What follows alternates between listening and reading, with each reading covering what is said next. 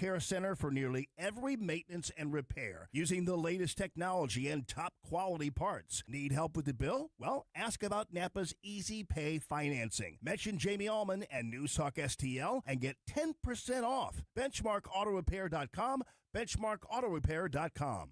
Do you owe the IRS $10,000 or more in back taxes? Are you being audited or investigated? Has the IRS sent you a letter demanding payment? You may not owe what they claim. Make this free call to the tax doctor now. Let them negotiate with the IRS on your behalf. 800-240-4586. 800-240-4586. That's 800-240-4586. Bill O'Reilly here, and I'm warming up. Stand by for the O'Reilly Update Morning Edition. But first, homeowners, when is the last time you checked your home title? Scammers are everywhere, and they're targeting your equity. With just a single forged document, they can file at the county. So don't wait until it's too late. Find out if you are already a victim today. Please go to HomeTitleLock.com. Use the promo code BILL to get a free title history report, plus a free trial of their $1 million triple lock protection. On this Friday, fresh off its failure to identify the mass killers in British Columbia and Rhode Island as trans people, the Associated Press has put out a hit piece on President Trump for honoring Black History Month at the White House. Can you believe it? Now, the AP's original mission was to report fact-based stories so Americans of all political persuasions could understand important situations. Well, today, the Associated Press is a far-left enterprise in business to advance that ideology. The Black History thing is a perfect example. Instead of reporting what actually took place at the White House ceremony, the AP tries to weave a tale of hypocrisy. It concentrates on the racist media post about the Obamas, as well as President Trump's scorn for inclusion. The news agency is implying that Mr. Trump has no right to participate in Black History Month because his beliefs don't line up with the AP's liberal view of the world. It's outrageous. Now, you may remember about this time last year, the AP was banished from the White House because of slanted reporting. That ban remains in place even though the agency is sued. But the larger problem is that America's largest news gathering operation is deceitful. And that is a fact. Back in a moment. More Americans are switching to all-family pharmacy because getting medication should not depend on your insurance company telling you no. If you already know what works for you and want real medical freedom, you have to choose the right pharmacy. All Family Pharmacy handles everything, including the doctor's prescription, ships right to your door. So please go to allfamilypharmacy.com/bill, use code BILL10, save 10% on your next order. That is the Morning O'Reilly Update. More analysis later on. From the Michaels Flooring Outlet Weather Center. Meteorologist Chance Gotch with your first alert forecast. We're tracking temperatures back towards the mid-40s, mostly sunny skies. Then into Saturday and Sunday, the cooling trend continues. Highs towards the lower 40s into Saturday. Sunday, 36 degrees, mostly sunny. Going to be a breezy afternoon with gusts up to 30 miles per hour out of the northwest. Monday, we'll see the coolest day of the week, 33 degrees, before we start to rise towards the second half of next week. From the First Alert 4 Weather Center, I'm meteorologist Chance Gotch.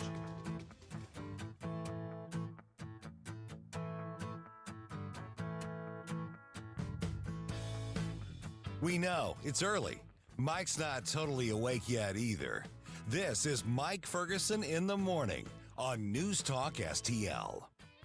Happy Flashback Friday, everybody. All right, we made it to the end of the week. And by the way, Susie's going to be back. She is back from Washington, D.C., having saved America. So we'll have the update from her on that.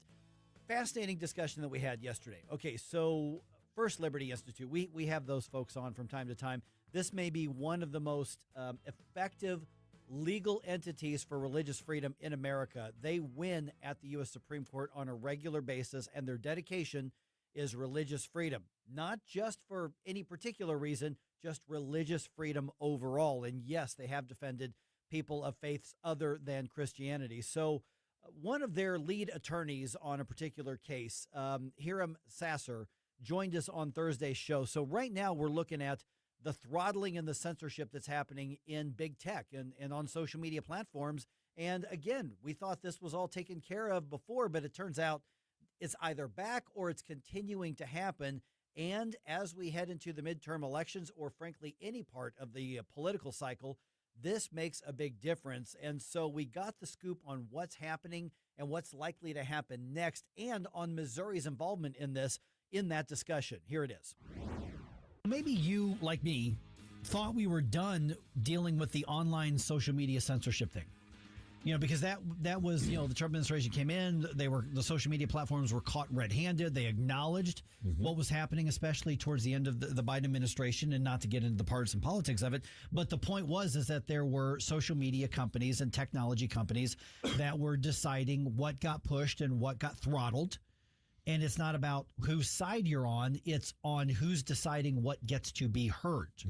And I thought we had that all settled. Apparently we don't. Right. Yeah. We're now joined by Hiram Sasser with the First Liberty Institute. Apparently we're not done dealing with this, Hiram. And you all have if I'm looking at your all's press releases here, 16 attorneys general demand answers to YouTube's censorship of conservative commentator Steve Deese. So let's lay the groundwork here and the fundamentals on this, because I think you're the lead attorney on this. What is it that YouTube is accused of doing with Steve? Well, what they did was they have throttled his viewership and his reach. So what'll happen is he'll be in the top 20 podcasts for his category, Christian conservative podcasts. But then, like, a YouTube video of that same podcast that just goes viral will only have maybe a couple of thousand views. And so if you look across all the various platforms that his show goes out on, they're all sky high except for YouTube. And that's happened not just to him, but others at the Blaze. And it all began with the whole COVID restrictions. Anyone who criticized mass shutdowns and, putting on the mask that grandma sewed for you and all that kind of stuff. Anyone who said that was ridiculous or ineffective or unnecessary, they started throttling them at that point with the encouragement of the United States government. But that throttling has continued on. And it's a black box. There's really no way for the average person to be able to get after YouTube and say, hey, this is what you're doing to me, and I need to hold you accountable, because they're huge. I mean, they can hire every firm in the country. They can do whatever they want. And so it was critical to have the state attorneys general to step up to say, hey, we're going to put the full force of what we have to bear so that we can actually, maybe have a peer-to-peer fight over, YouTube throttling and censoring conservative voices. Yeah, Billy Crow here. I've got a show on Sunday, and we put stuff out on YouTube, and I didn't really think that this stuff was still happening. We had a clip that was talked about transgender surgery, and it got 0 views when all of our others were in the thousands. Now, we're small potatoes, and so I wonder, do you have any idea or numbers of, how widespread this is for smaller folks like myself? I mean, you're bringing up a very big, a big personality that's got lots of followers, but it's affecting, it would seem like lots of smaller folks like myself as well. Yeah, look, the extent of the problem has got to be, it's just, obviously it's not just our clients, right? It's going to be widespread, and it's going to be affecting a ton of people. The problem is that we don't really have, if you're just you or even Steve Deese or the Blaze, that's not big enough to go take on Google. So we had to go out and basically, see if the state AGs would be willing to go. And what I really appreciate is we had two state AGs that led the effort, and that was, Iowa Attorney General Brenna Byrd and Texas Attorney General Ken Paxton. But then they were joined by 14 other state attorneys general to say, look, we're all in this together. We're going to do an investigation, and we're going to find out what you're doing, what's going on over there with YouTube and Google, and get to the bottom of it. Nobody else could do this but for these state AGs, and the fact that they stepped up to the plate. Because you got to know, Google, they're going to donate money to these AG races.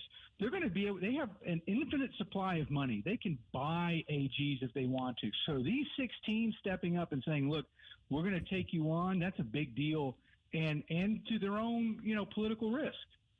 We're visiting with Hiram Sasser from the First Liberty Institute. Okay, there's the this is wrong and the element of unethical or the element of it's not fair. But let's talk about the role of government. For instance, we're on YouTube. Almost nobody watches us on YouTube, but a whole lot of people watch us on X and a lot of people watch us on Rumble. There is a marketplace for other areas. What's the role of government in holding these ostensibly private institutions and tech companies accountable for what they do? How much of this should be a backlash in the market versus the government saying, here's how we object to what you're doing? Well, for many decades, almost a century now, we've had consumer protection laws at the state level. And we all understand what that means, which is that if somebody shows up and says, hey, I'm selling this truck, it's in great working condition, but in reality, the seller knows that the truck is a lemon. Not going to tell you that, but disguises that, hides that, and then sells you a lemon knowing that it's a lemon. You could say, okay, but there's other dealerships in town, but that's not how consumer protection works. If you're committing fraud on the public by selling it like a lemon truck that you know is a lemon but not disclosing that, then you can be held accountable by your state attorney general for, consumer protection fraud, right? Well, it's the same thing here. If Google came out and said, you know what, this is a liberal channel, we don't want any conservative voices, this is our company, we can decide what messages we want, and we only want liberal messages, this is liberal channel, so if you guys don't like it, tough luck. That would be fine. But that's not what they do. They go to Congress, they go testify, they go advertise, they're open to everybody. They're not going to discriminate. We're not going to throttle anybody. We're not going to pick and choose who can speak and who can't. They've made that representation that their truck is not a lemon. They've made that representation to the public that this is a platform you can use and use fairly and freely. And the fact that that's a lie and that's fraud, that's actually consumer fraud, and the state AGs can get after them over that. Now, is this something just as simple as they could just slightly modify their terms and conditions that nobody ever reads and be able to continue doing what they're doing? Or is this bigger than just that? Well, look, they could say, hey, look, we're only doing liberal stuff. All right, no conservative voices. We're going to engage in discrimination. We're going to pick and choose who can speak out on our platform and who can't. And they tell that to the public, and they advertise that to the public, and they don't say anything contradictory to that. All right. Well, then maybe they might be able to get away with that. But what they can't get away with is telling everybody, look, this is a fair platform. It's going to be open to everybody. We're not engaging in this throttling. This is all, and put up the smoke screen. They can't get away with that because that's the same thing as selling you a lemon truck without telling you that it's a lemon. Okay, and just a quick side note for those here in the St. Louis area, Katelyn Hanaway, Attorney General of Missouri, is among the signatories to this letter, just to point that out. Hiram, what's the bigger picture here? Why does this matter so much? I mean, I think so many of us on the right are accustomed to social media throttling and being biased against us. I think we just kind of embed it and bake it into our how we live our lives, knowing that that's against us.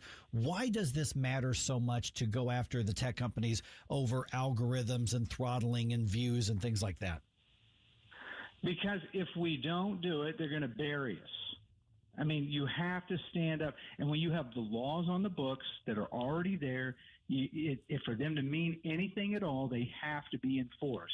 And you have to have courageous attorneys general like yours in Missouri to be able to stand up and say, we're not going to put up with this kind of discrimination that's being, brought on to our citizens. And look, we just want a fair fight. And here's the thing that the liberal machine knows, which is that if it's a fair fight, they're in trouble. That's why they're always trying to engage in censorship. They're always trying to shut people down, shout people down, deplatform people and everything else. They don't like straight up debate. So the conservative voices just want to be able to say, look, let's just let the messages all get out equally and let the people decide which position they would like, and we'll all live with that. What's next in the process? Obviously, the letter, the notification's been out. What happens now? Well, we'll see what Google's response is. I mean, this isn't just the typical demand letter from some organization which they would just throw in the trash. This is not even just from one attorney general. This is a coalition of states that have significant resources to make Google's life difficult. So hopefully, what they'll do is they'll actually just fess up and say, look, we're sorry. These are the mistakes that we've made, and we're not going to do them anymore. But we'll have to see how much resistance they put up. Okay, I have actually posted your all's press release with those details and the link on our social media as well. But Hiram, people want to connect and follow what you do at First Liberty, and I'm very proud that I've got a relationship because I really like your team and you all do such great work. But people want to follow what you're doing. What's the best way to do it and to be in touch? And they may have a religious discrimination case at some point in their lives that they may need your help. So how do they ask? Yeah, you can go to firstliberty.org, and there'll be a little button there to click on that says you need legal help, and fill that out, and then we can take a look at it and see if it's something we can help you with. We do cases all across the country. We're 10-0 at the U.S. Supreme Court in the past 10 years, and so we're here to fight. All right, thanks again for all of those Flashback Friday bump music requests. We're going to hear the first one here in just a few minutes, right here on 101.9 and 94.1 News Talk STL. Why are you going to work? It's Sunday. It's a brand new show on News Talk STL, JC's Sunday Showgram. It's the 25th anniversary of the death of George Harrison this week. We'll go back for some classic moments with Gene Siskel. We lost him this week in 99. And did this really happen, or did I dream it when I shocked the world this week in 93 going to KMOX? All brought to you by the Weber Automotive Group. Sunday morning, 7 to 9. Then podcast each Monday on NewsTalkSTL.com.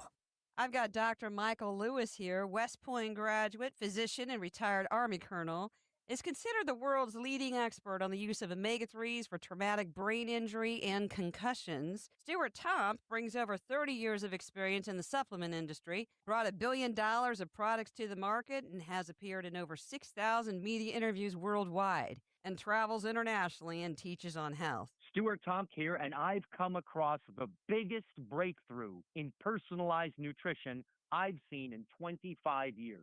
Dr. Lewis here. For the first time, we can measure cellular and gut health. So you can start testing and stop guessing and make decisions based on real data. I'm working with world-class scientists and physicians, and what they're doing is changing everything. You can message me at elizabeth@statmedicalllc.com. That is Elizabeth at statmedicalllc.com.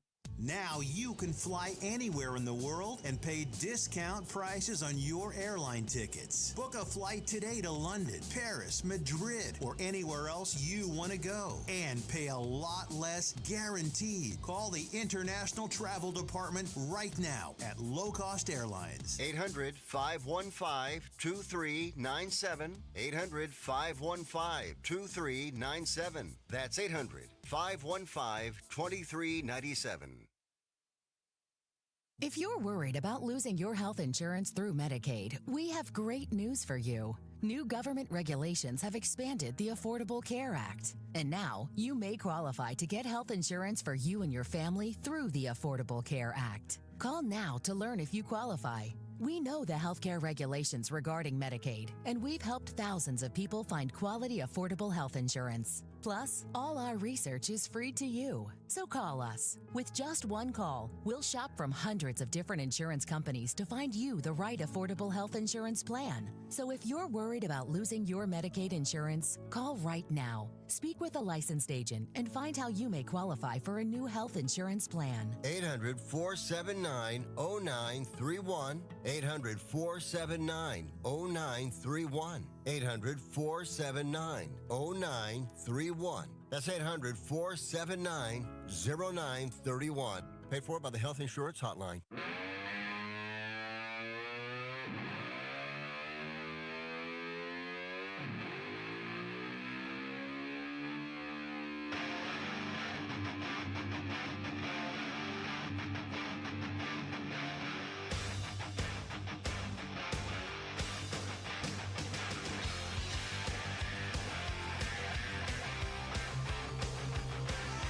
Get up, St. Louis. It's Mike Ferguson in the morning. Okay, here's a little flavor of what's coming. A couple interesting things. We've had a lot of talk about property taxes, and how to reform them or how to cut them. Many communities here in the metro area in April, and you may not know this because this is one of those April election things, they fly under the radar. A lot of people in the area are being asked to vote on trading property taxes for sales taxes, at least partially. Ooh. Yeah, so I found one story about this in St. Charles County, which is a pretty big question. And then I'm reading through the articles, and it turns out there are lots of communities here in the area that have very similar questions. So it looks like this grassroots pressure, this upward pressure to do something about the damn property taxes is getting some results. I will gladly trade property tax for sales tax. So, so let's go into the details so you can hear what that's all about. But we'll talk about that here in a little bit. I've got some basic details in the news dump here in just a few minutes, and then we'll go into more depth about that. Okay, Missouri's losing its only NFL team. We know that. Could Illinois be losing its only NFL team? The Bears? The Bears. Oh. They looks like they may be serious about leaving the state of Illinois. Uh-huh. Wow. That's over 100 years in the state. So we'll tell you what's going on with that just ahead.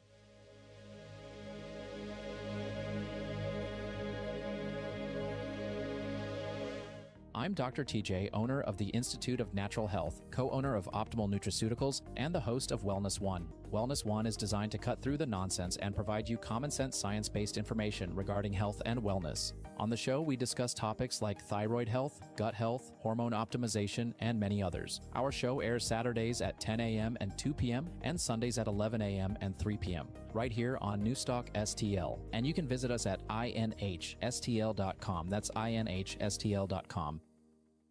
The Vic Porcelli Show. It is an honor and a privilege to have U.S. Senator Eric Schmidt. Hey, I have to tell you, I don't know if I've ever told you this. In the 90s, what would this have been? Mid-90s. Yeah.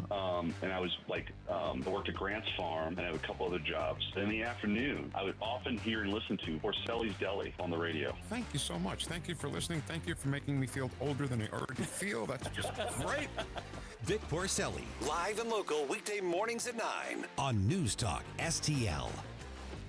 If you're living with diabetes and using insulin, you know the pain of pricking your fingers over and over again. By wearing a small remote device called a continuous glucose monitor, or CGM, you can reduce the pain of pricking your fingers right away. If you're testing your blood sugar 4 or more times per day, injecting insulin 3 or more times per day, or using an insulin pump, call the Diabetic Health Hotline today. 800-515-2380. That's 800-515-2380. Paid for by U.S. Med.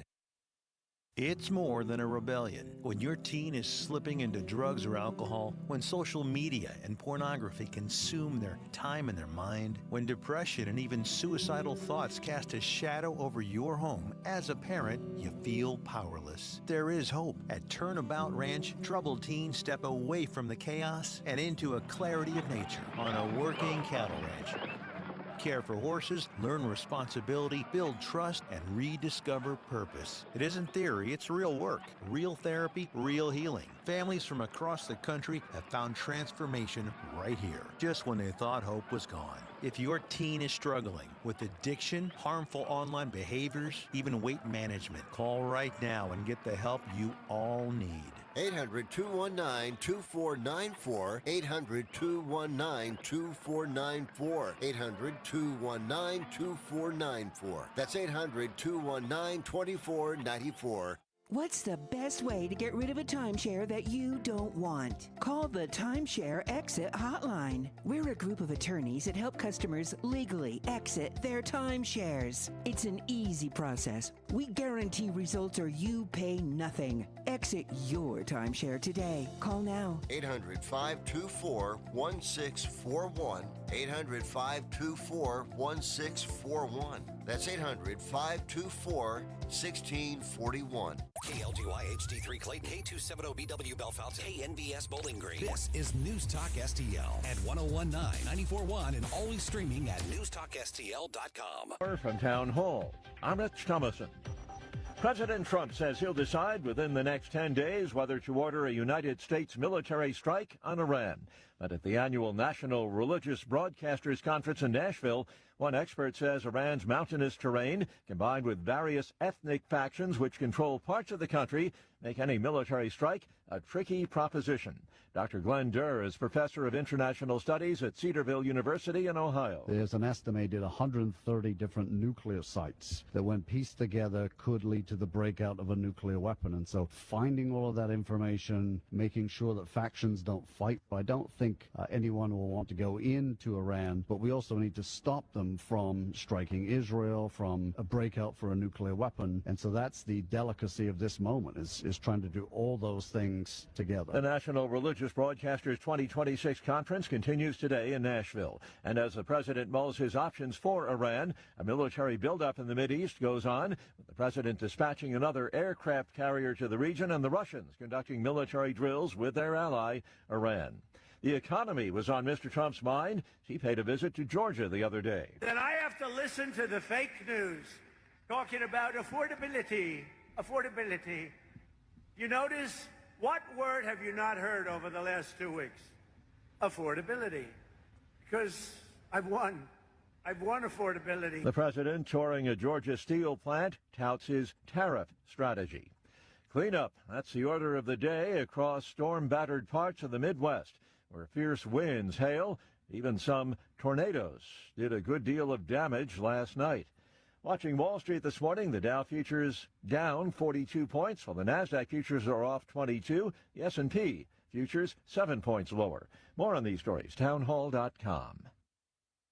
This month, Pure Talk is honoring Jackson and Lincoln by offering unlimited talk, text, and plenty of data for just $25 a month. Meanwhile, Big Wireless is honoring Benjamin Franklin by charging families hundreds of dollars for the same 5G service. What's up with that? Ben Franklin wasn't even a president. When you switch to Pure Talk, you'll be in business with an American wireless company that supports our vets in a big way and keeps all their customer service in this country. That's important. And you'll be on the same towers the big carriers use, so you'll get the same 5G service without the inflated price. So hang on to your Benjamins and switch to Pure Talk for a Jackson and a Lincoln. No contract, no hidden fees. Dial pound 250, say Mike Rowe, and you'll get 50% off your first month when you switch. That's pound 250, Mike Rowe, for an American wireless company that is truly unprecedented. Pure Talk. From the Michaels Flooring Outlet Weather Center. Meteorologist Chance Gotch with your first alert forecast. We're tracking temperatures back towards the mid-40s, mostly sunny skies. Then into Saturday and Sunday, the cooling trend continues. Highs towards the lower 40s into Saturday. Sunday, 36 degrees, mostly sunny. Going to be a breezy afternoon with gusts up to 30 miles per hour out of the northwest. Monday, we'll see the coolest day of the week, 33 degrees, before we start to rise towards the second half of next week. From the First Alert 4 Weather Center, I'm meteorologist Chance Gotch. This hour of News Talk STL brought to you by Chris Cooper and Serenity Wealth Management. Discover little-known strategies that could be the difference between choosing the care you deserve or having someone else decide it for you. Get a free copy of Chris's book at serenityltc.com. There's something magical about walking into your backyard and knowing your family is completely safe and secure. Hi, I'm Sean Long, owner of STL Fence Works. That's the feeling my team and I have been creating for metro area families for more than 50 years. Whether you're adding your first fence or finally creating the outdoor sanctuary you've always wanted, We offer premium vinyl and stunning ornamental options, all designed around your family's specific needs and lifestyle. While other companies struggle with supply delays and rising costs, we've always proudly used all American-made materials, which means better pricing and faster installation for you. Our experienced craftsmen exemplify our motto, your satisfaction is our passion. From Warrenton to Wildwood, your neighbors trust us because we live here too. And we care about your project as much as you do. Right now is the golden time to build with flexible financing options and a commitment to completing your fence on time and on budget. Visit stlfenceworks.com. If you find yourself feeling out of place in the world, it's comforting to know conservative values haven't been abandoned everywhere. The far left wants to destroy conservative values in America. This is News Talk STL. Welcome home. Mike Ferguson. I'm not like the rest of you. I don't make mistakes. Susie Moore. What you're telling me doesn't sound logical, my dear. Get up! Get up! Can't you hear the alarm? Get up, St. Louis. You need to get to go. I need to be able to get where you need to go to do the work. Mike Ferguson in the morning on News Talk STL. Get up! Get up! This is your cousin. All right, trading property taxes for sales taxes. Now, we've been talking about that a lot. Mm-hmm. But here's the thing. Many voters in the area are now being asked to consider it. So it looks like that pressure is actually resulting in at least some questions and at least some movement and at least some proposals being made. So I've got the basic details for you here in just a second. A little bit later on, we can go into it a little more depth and tell me what you think, because it's one thing to talk about it a lot, but now you've got, entities, you've got elected boards going, all right, let's put it on the ballot. A little less conversation, a little more action. That's right. Precisely. Now that's going through my head right there. That's it. All right. Chucky Schumer's new virtue signaling is fabulous. Oh, boy. Yeah, you're going to love this one. And can the Illini stay in the top 10? And can the Billikens stay in the top 20? Yeah, we'll see. I don't know that the Billikens can stay in the top 20, but they're going to fight for that spot here this weekend. It is 6:06 right now. Let's go ahead and do a news dump. The Morning News Dump. Are you joking? Is this a joke? Listen, folks. The Morning News Dump. Okay, St. Charles County voters are among those who have an interesting ballot question to decide in April. The county ambulance district has a sales tax proposal on the ballot, but there's a twist to it. The district says the deal includes lowering property taxes, so they're calling it Proposition EMS because that's what you do now is you name these things in a marketable way. So, but it is a 1% sales tax hike in the county that also as a trade-off lowers the property tax levy by half of the district's part, not half of the whole property tax, but of the part that the district puts on the property tax levy. They say we'll reduce that by half in exchange for the 1% sales tax increase. And there's a few things that wouldn't apply to the sales tax increase, but that's what's being proposed. So we'll go into more depth on this here in just a little bit. Chief Skip Stevens of the ambulance district tells KMOV that they believe the revenue for the ambulance district would increase under the structure. Now, the same kind of question is going to be on the ballot in some other districts as well here in the area. We'll give you that list in just a couple of minutes. Okay, now we've got a little bit of feels like a lull in the storm of the whole immigration surges thing. I got a feeling it's going to happen again somewhere. Talk to me about storms. Oh, yeah, you drove through one last night. Yeah. Mm-hmm. Yeah. Well, you're here. You I'm made here. it. You made it. I'm Yeah. here. Yeah, there was actually a tornado warning just east of the metro area. And when you texted when we were talking on your way back last night, and I thought as soon as we stopped, I'm like, oh, wait. I think she's heading into that area where the tornado watch is. Yeah, there was tornadoes on the ground, actually. Oh, was Yeah. there? Okay. Mhm. Wow, I Yeah, didn't see that so part. we can talk about that later, but I'm here. Yes, you're here. You made it. All right. Sorry. In a post this week, Congresswoman Pramila Jayapal says the Department of Homeland Security and ICE should not exist. Department of Homeland Security and ICE should not exist. Okay. Yeah. Well, the DHS is a relatively recent creature. It is, yeah. Came after 9/11, if I'm not That's recalling correct, correctly. yep, But yep. ICE preceded that. Right. We've enforced our immigration laws for a long time. So what's her rationale? Yeah, so this, of course, is part of the partial government shutdown after the Senate's refusing to pass that bill for DHS. So Border Czar Tom Homan was on the story with Martha McCollum on Fox saying, you know what, these particular Democrats just being hypocrites because they allowed the surge in border crossings. They want to do away the agency that enforces the laws that they enacted. It just don't make sense. ICE is doing the same thing they've done in the last 3 decades. It's just that they got more work to do now because of the last 4 years of open border with over 10 million people coming across the border. Okay, so here's the thing. ICE and CBP are already funded through the so-called One Big Beautiful Bill. Right. So this shutdown doesn't affect ICE or this part of the law enforcement at all. Nope. Now, people may be confused on that based on the media coverage of that, but this isn't affected at all. It's a symbolic gesture, and it's a rude gesture at that. Yeah, it's like a middle finger gesture, kind of, to basically everybody. I think eventually, I think that the Democrats may lose this in the court of public opinion, maybe. They might. But what they're looking for is something. I mean, because let's be really honest, after the last government shutdown, they got a few concessions, I think, from the Republicans. So they're hoping for something, and they're really, I guess they're just still playing to the fringe extremist base. But that fringe extremist base isn't going to go anywhere for the Democrats. I think in some respects they're just kind of backed into a corner and they don't know what else to do. Right. So they're flailing. Flailing is a good way to put it.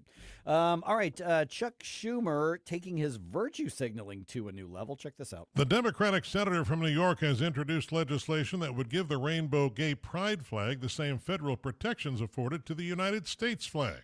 His action follows the Trump administration's decision not to fly the pride flag at a gay pride memorial in New York.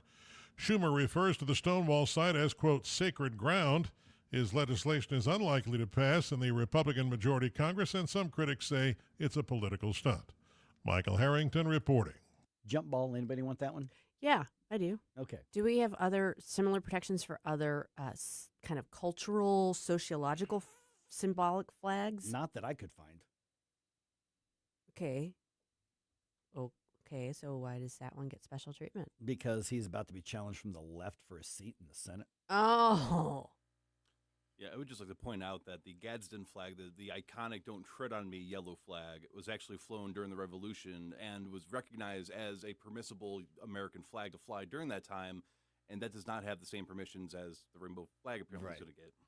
Yeah, I mean, no. it's just it's. How about no, Chuck? It's funny because, in that story, Michael Harrington is like, critics say, because he has to be journalistic, but the reality is I got to think that even most Democrats are like, really?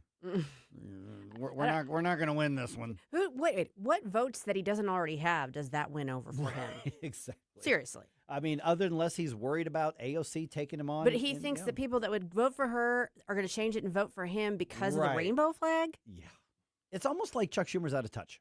Maybe a little bit. Almost like that. It's almost like he's putting cheese on raw burgers. Precisely. Okay, could Illinois lose their only NFL team? Oh, wow. Yeah. The Bears issued a statement on Thursday in support of a plan to move into a new stadium that could be built in Hammond, Indiana. Yeah. A bill to establish a Northwest Indiana Stadium Authority has already passed the Indiana Senate. It's now being considered in their House. The team has been in negotiations to move to Arlington Heights, Illinois, but negotiations with Illinois lawmakers on incentives and tax breaks and corporate welfare and all that kind of stuff, they've stalled out over the last couple of years because there was a big pushback. Like, you can't let them leave the city of Chicago. The Bears want to leave the city of Chicago. And so are they going to go to the burbs? Or now they're looking at Northwest Indiana to do this. So I want to go into a little more depth on this at 6:35. So it's possible the bi-state region right here may not have an NFL team at all in the next 3, 4, 5 years. That's not great. No. So there's a lot to chew on there. Let's see here. Nissan is recalling over 640,000 Rogue SUVs, the brand or the model Rogue. There are 2 separate recalls involved, all involving Rogues, each affecting over 300,000 vehicles each. So if you drive a Nissan Rogue, I would contact a Nissan dealer to find out if your vehicle is affected by this. Yeah, I don't drive it anymore. My daughter does. Oh, yeah, she needs to call the Nissan dealer because there's a good chance that she's going to get some free repairs. Now, with one of them, it's basically they need to change the firmware, computer stuff, and another part they need to change some physical parts on it. So 2 different things. Yeah, we'll check into that. But if it's a recall, then the the company pays for it, so your daughter won't be out any money Right. on that. Yeah. Yeah, Auto. I used to work at a dealership in the shop area. They love recalls. Right. Love them. Guaranteed payment. Free money from the manufacturer. So seriously, don't let that one go. I've got like a minor recall on my car that is just like a windshield wiper thing that I go in and get the oil change here in another couple weeks and I'll get that fixed too. Okay, both the Illini and the Billikens are playing for their spots in the rankings. 10th ranked Illinois is in California to play UCLA. That's game is tomorrow evening, and that's a national one. That's on Fox. 18th ranked SLU hopes to start a new winning streak at home after their loss on the road to Rhode Island this week. They host VCU at 6 p.m. tonight. That game is on ESPN2. And guess who plays their first game of the year tomorrow? Cardinals. Yay! Yep, they are in Jupiter at Roger Dean Stadium, and the first spring training game of the year is against the Nationals. And if you say, well, where can I watch that? Nowhere. It's not broadcast. It's the first spring training game. You don't want to see it anyway.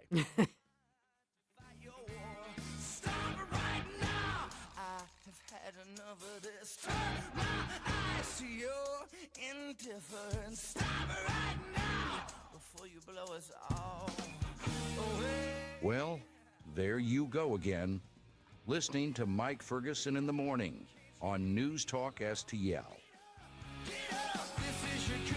Tony Colombo here for Gutter Pros and Exteriors, your all-in-one service team that brings years of experience and quality that's affordable right to your doorstep. Christine and I discovered Gutter Pros and Exteriors when we bought our home and inherited a gutter problem. And they've also repaired siding damage on our home because along with gutter repair, gutter installation, and leaf protection, the Gutter Pros team are also the best for repairing other exterior damage, including fascia, soffit, and all siding repair and installation. Learn about all the ways Gutter Pros and Exteriors can help your home or business right now at gutterpros.com.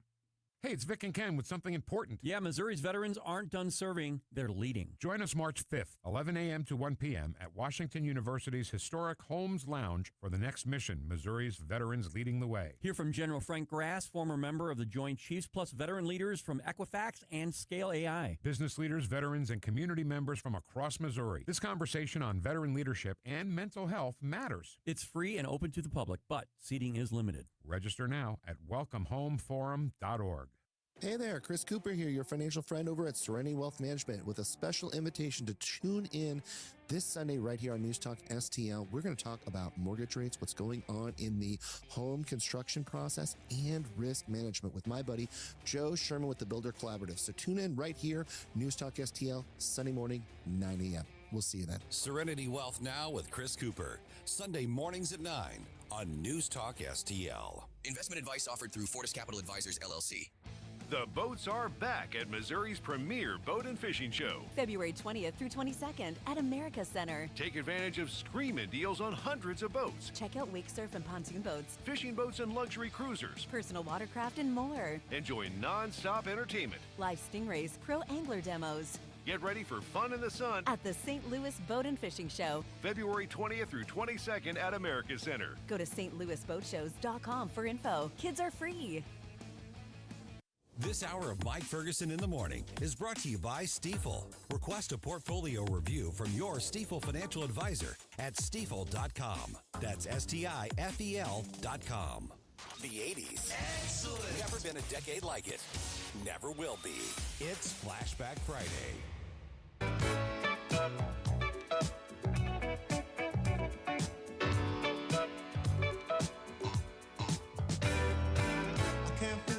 I don't want nobody else to ever love me.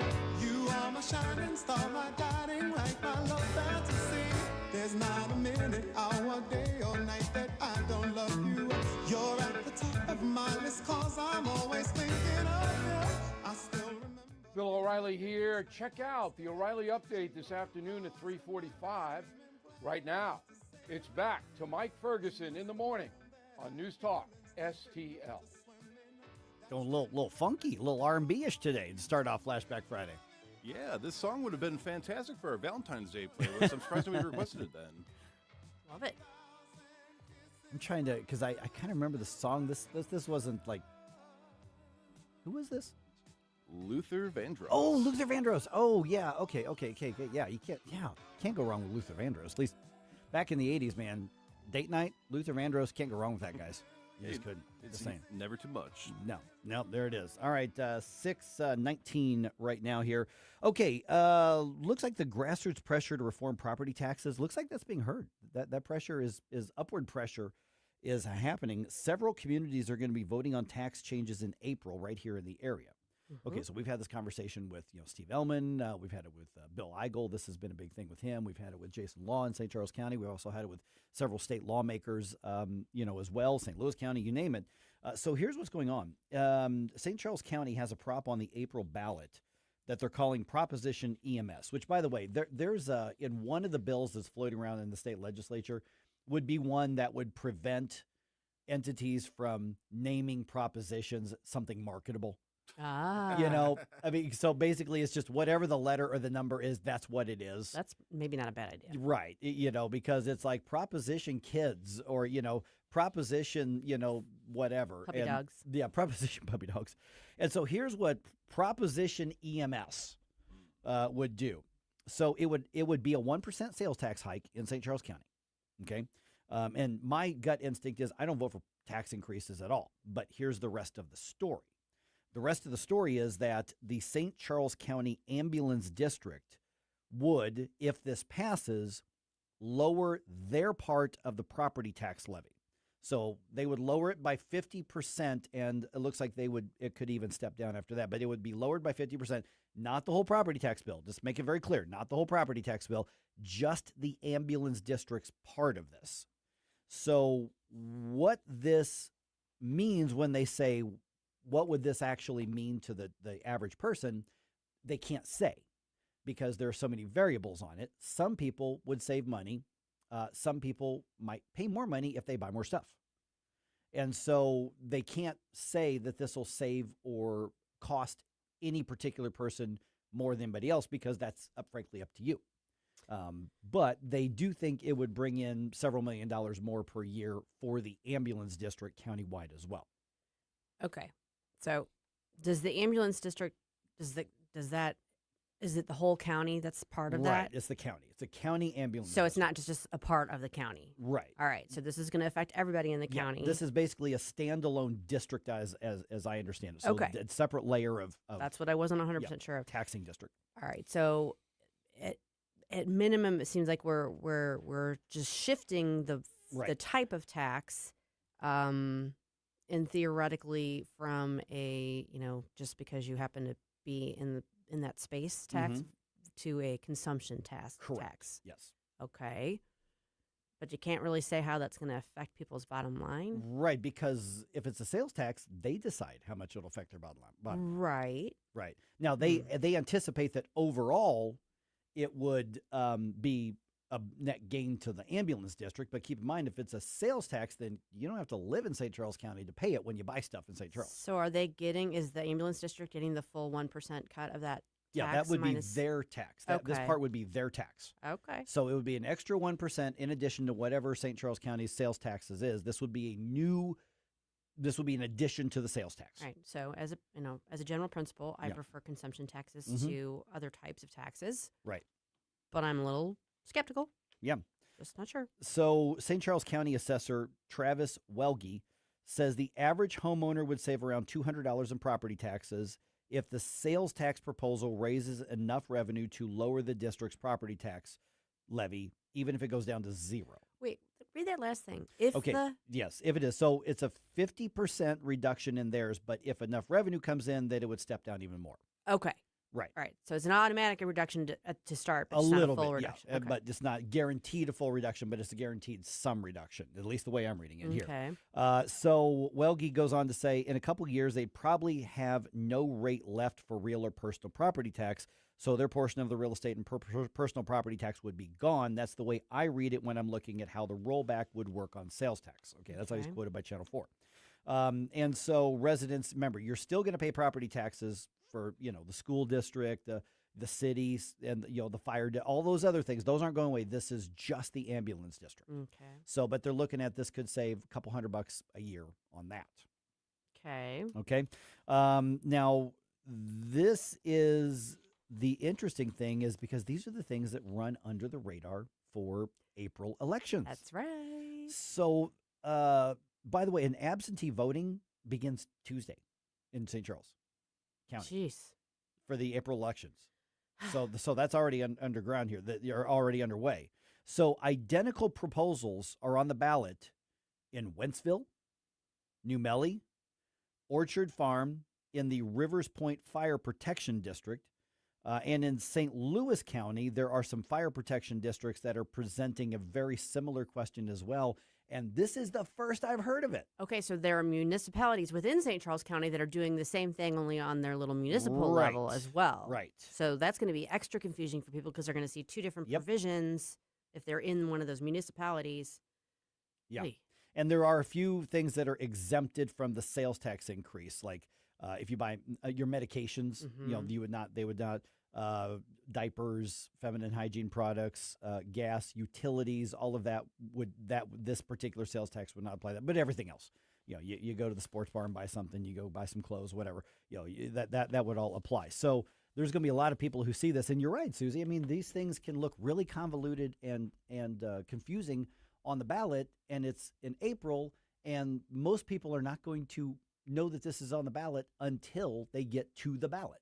And most people instinctively vote no on tax proposals because they are leery of them. Which is reasonable. So if they actually want this to pass, they're going to have to get out there and do some heck of a lot better messaging on it. Yeah, so, I mean, I'll try to get the chief on or somebody on from this because, again, they're not calling it a tax cut because what they're hoping on is that the base of the taxpayers is broadened. Mm-hmm. And so, like, for instance, I live in St. Louis County. But if I go up to, somewhere in St. Charles County and I run up to, I don't know. Right, we're getting Mike's money. Right, we're getting my money because I go to historic Main Street in St. Charles and I buy something up there, and then I would be paying into this as well. Yeah. Which is a strong economic remain argument. agnostic for now. Yeah, that's fair. I mean, I personally don't mind it because the people that live in St. Charles are going to be potentially they're going to see a massive reduction in their taxes. So you're being rewarded.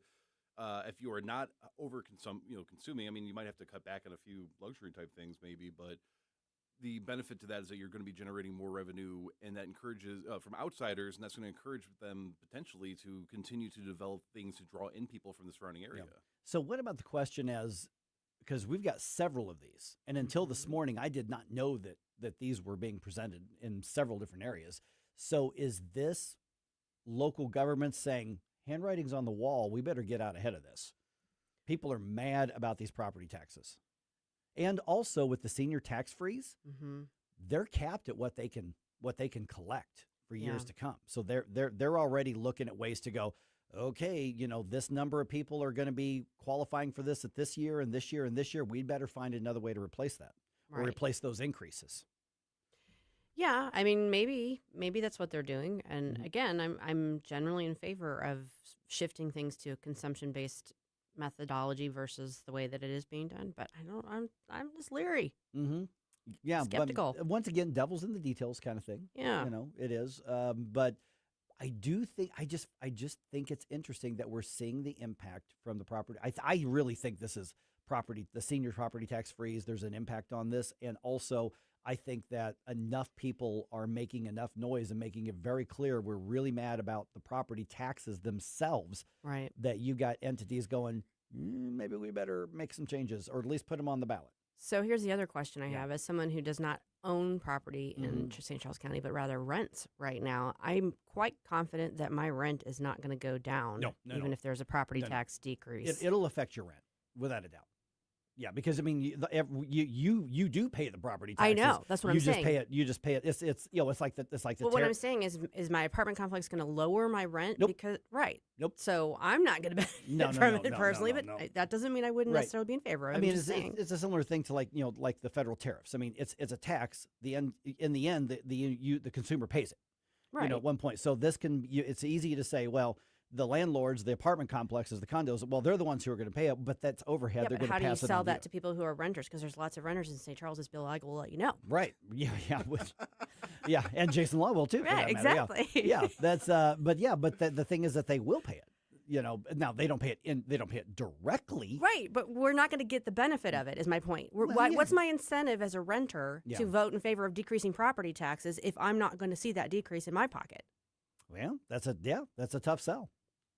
Somebody needs to educate me, apparently, because I'm a little bit skeptical. Right. Well, I mean, you pay property tax on your vehicle, though, right? Yes. Because I have to. Is this about property tax? Property and real.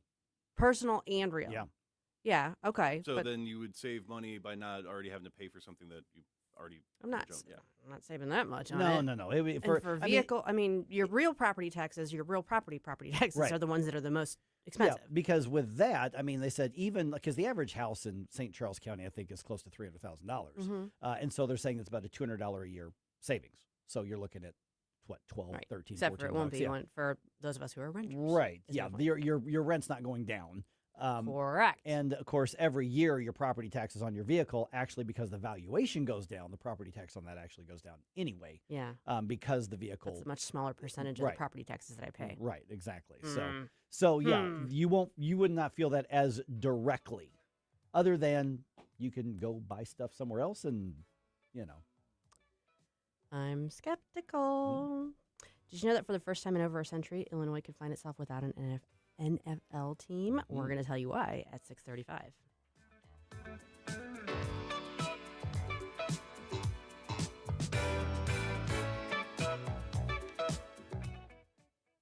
We are moving into springtime. That weather is getting all changey on us, but whatever the weather is, you want to make sure that your heating and cooling system are working properly. So when it comes to heating, cooling, and refrigeration, you want to trust the family that's been keeping St. Peter's comfortable since 1974.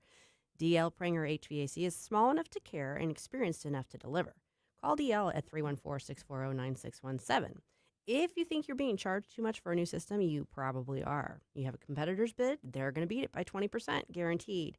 From home HVAC to commercial refrigeration, beer caves to restaurant coolers, Pranger does it all. They're licensed, they're insured, and they guarantee customer satisfaction, 100% customer satisfaction. DL Pranger HVAC. You want to call DL at 314-640-9617 or find them on Facebook. They are family owned and customer approved. From the Michaels Flooring Outlet Weather Center. Meteorologist Chance Gotch with your first alert forecast. We're tracking temperatures back towards the mid-40s, mostly sunny skies. Then into Saturday and Sunday, the cooling trend continues. Highs towards the lower 40s into Saturday. Sunday, 36 degrees, mostly sunny. Going to be a breezy afternoon with gusts up to 30 miles per hour out of the northwest. Monday, we'll see the coolest day of the week, 33 degrees, before we start to rise towards the second half of next week. From the First Alert 4 Weather Center, I'm meteorologist Chance Gotch. Jeffco Patriot Radio. Hey guys, Billy Crow here from Jeffco Patriot Radio. As we follow the important issues facing Jefferson County, if you want to stay informed on Jeffco politics, especially in this all-important midterm election year, make sure to tune in this and every Sunday at high noon here on NewsTalkSTL. Jeffco Patriot Radio. If it's a big story in Jefferson County, you'll hear about it on Jeffco Patriot Radio. Sundays at noon on NewsTalkSTL. Looking for unbelievable deals? Stop by Overstock Outlet in Lake St. Louis or Warrenton. Open 7 days a week.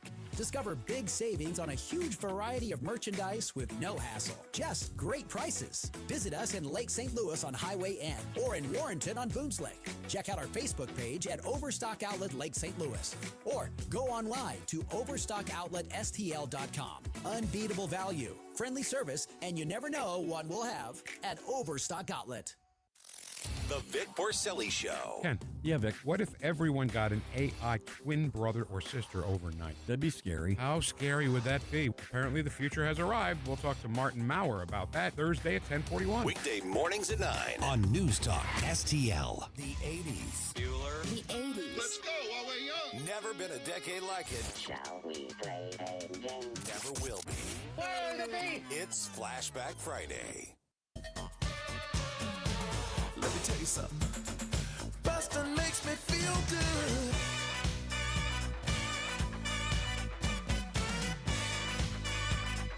I ain't afraid of no ghosts.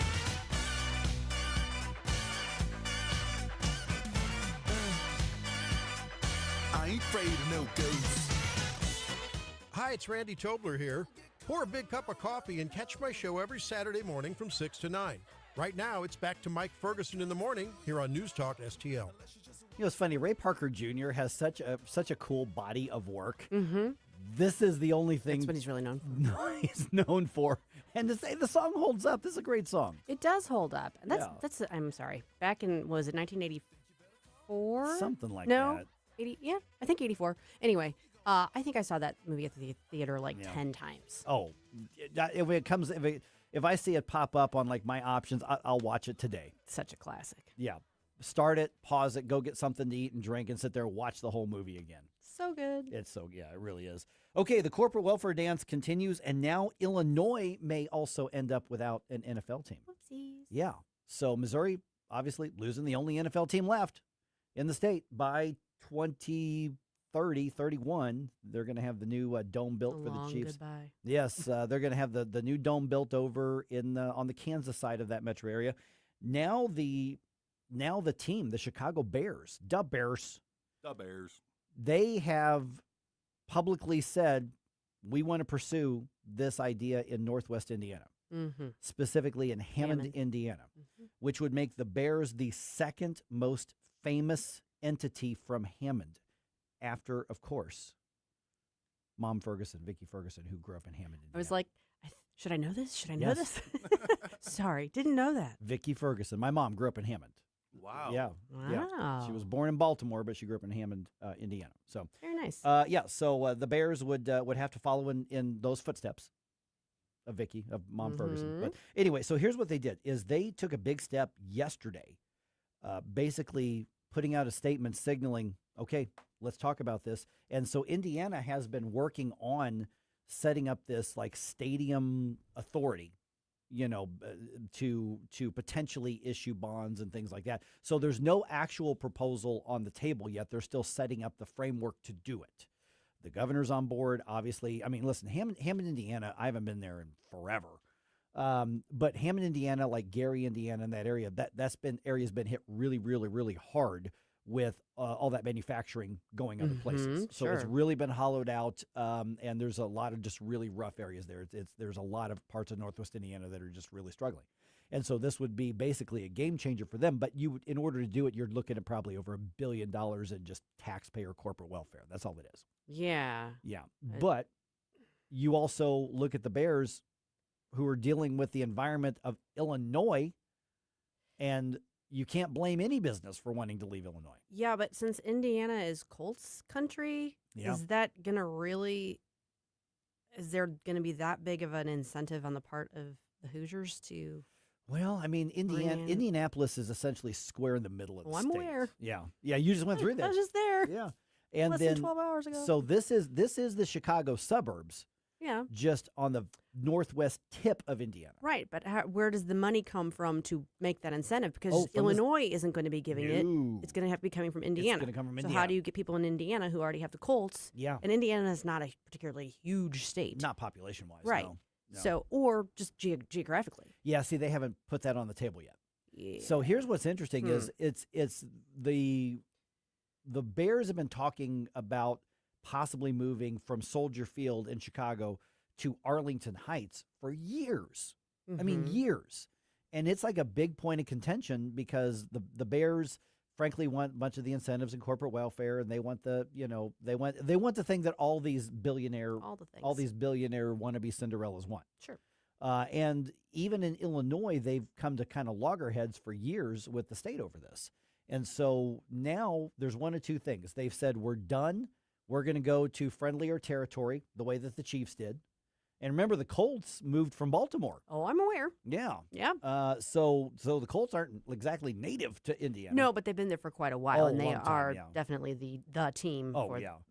And so either they have just said, we're done with Illinois and we're moving, or they're basically using this as, you want to put a ring on it? I'm going to date them. Look at this. I'm going out with them. We're going to dinner. You sure you want to keep dragging your feet? I think their biggest obstacle to this is going to be the fact that Wisconsin has Green Bay and Indiana has the Colts. Yeah. So there's not as big. Michigan has the Lions. Michigan has Lions. So everything that's right around the Chicagoland area, there's not as big of an incentive on those potential receiving states to step up to the plate on this. Yeah. But it's getting a pro team. That's a big that's a big feather in your cap come election season. It is if you don't already have one. Yeah, but if you do, and you're talking about spending billions of dollars, I don't know. I'm negative Nancy today, in case you could tell. No, but you know that I'm negative Nancy on any of these corporate welfare things. I just think it's interesting that Illinois, which gives away all kinds of stuff to corporations, then turns around and wants to beat them over the head with taxes, is now suddenly going, how could you do this to us? Well, why wouldn't they do this to you? Right. I mean, how could they think about staying is the question at this point. Yeah. I'm pretty sure the Cubs have paid off Wrigley Field after, all these years, so I don't think they have to worry as much. But, Soldier Field, they just got a renovation, 10 years ago, something like that?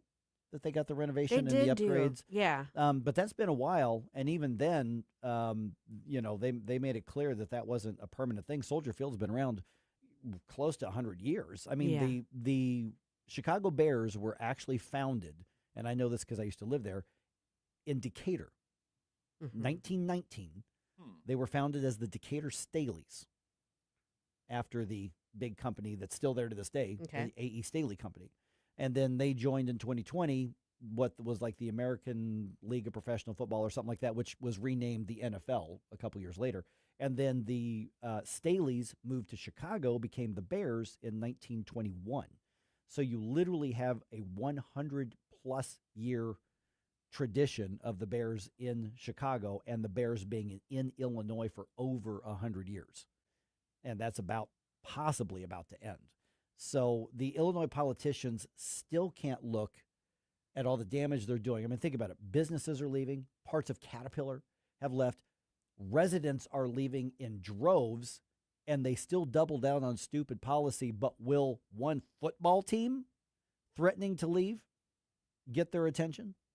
I don't know. I don't know the answer to that I can see them either. calling their bluff because I'm not sure Yeah. that that's the most convincing argument. I mean, I don't know if I believe they would really leave because I don't really know that they have the best setup to go elsewhere. Well, here's the thing: is that Gary and Hammond, Indiana, and this is Hammond specifically we're talking about. Let's just say real estate's probably dirt cheap.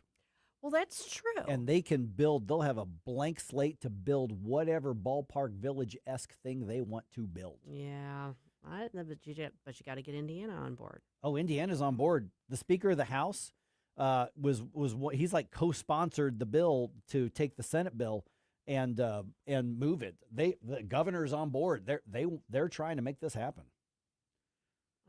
Yeah. I don't know. If I was an Indiana resident, I might be. Well, that's a different story. If I were an Indiana resident, I'd be saying the same thing that I was saying about the Chiefs. Don't let the door hit you on the way out. Right. Or do. I don't care. Let it hit you. I don't give a crap. But if you're a resident, yeah, I'm saying the same thing. But the politicians, I mean, it passed in the Senate unanimously. I mean, they can't. And Indiana's a very red state. Yeah. But it passed unanimously there, and so the House can't pass redistricting. But sure, let's get the yeah. Bears over here. Yeah. I don't know. I'm really wondering, whose strings are being pulled here? Like, what's the incentive? Right. If you're an Indiana politician, what's the incentive, really, to say to your taxpayers, I'm going to get more of your money to bring over a franchise that's one of our biggest competitors and screw the Colts? Like, I don't understand what. Yeah, do you think it'd be screwing the Colts, though? Well, I'm saying, with the attitude of, not Right. that you're actually doing something to them. What Yeah. the point is, we don't care as much about them. It's more of a feather in our cap to have. It's a feather in the cap. Right. And there's the, the so-called civic pride, idea. And Northwest Indiana, they think of themselves as Chicago anyway. They're Chicagoland. I get it. Yeah. I do get that. It's just, I don't know. I think it's a hard sell. I think it's a bad deal for Indiana, and I think Illinois, it's a bad deal for Illinois to give them what they want. The bottom line is, how about these billionaires build your own frickin' stadium and then keep all of the profits from it, but nobody wants to do that anymore. Well, right. They've gotten spoiled with all the incentives. Right. Because nobody wants to nobody wants to lose the major league sports franchises. Well, we're good at it. Oh, but Missouri's the pros at it. We excel at it. Yeah. Just follow our lead. It's easy. Right, exactly. We've done this time and time again. But you think about this though, the Bears leaving Chicago, that would be the equivalent of the Red Sox leaving Boston. Or the Packers leaving The Green Packers Bay. leaving Green Bay. No, I agree. Yeah. I mean, it's iconic, Right.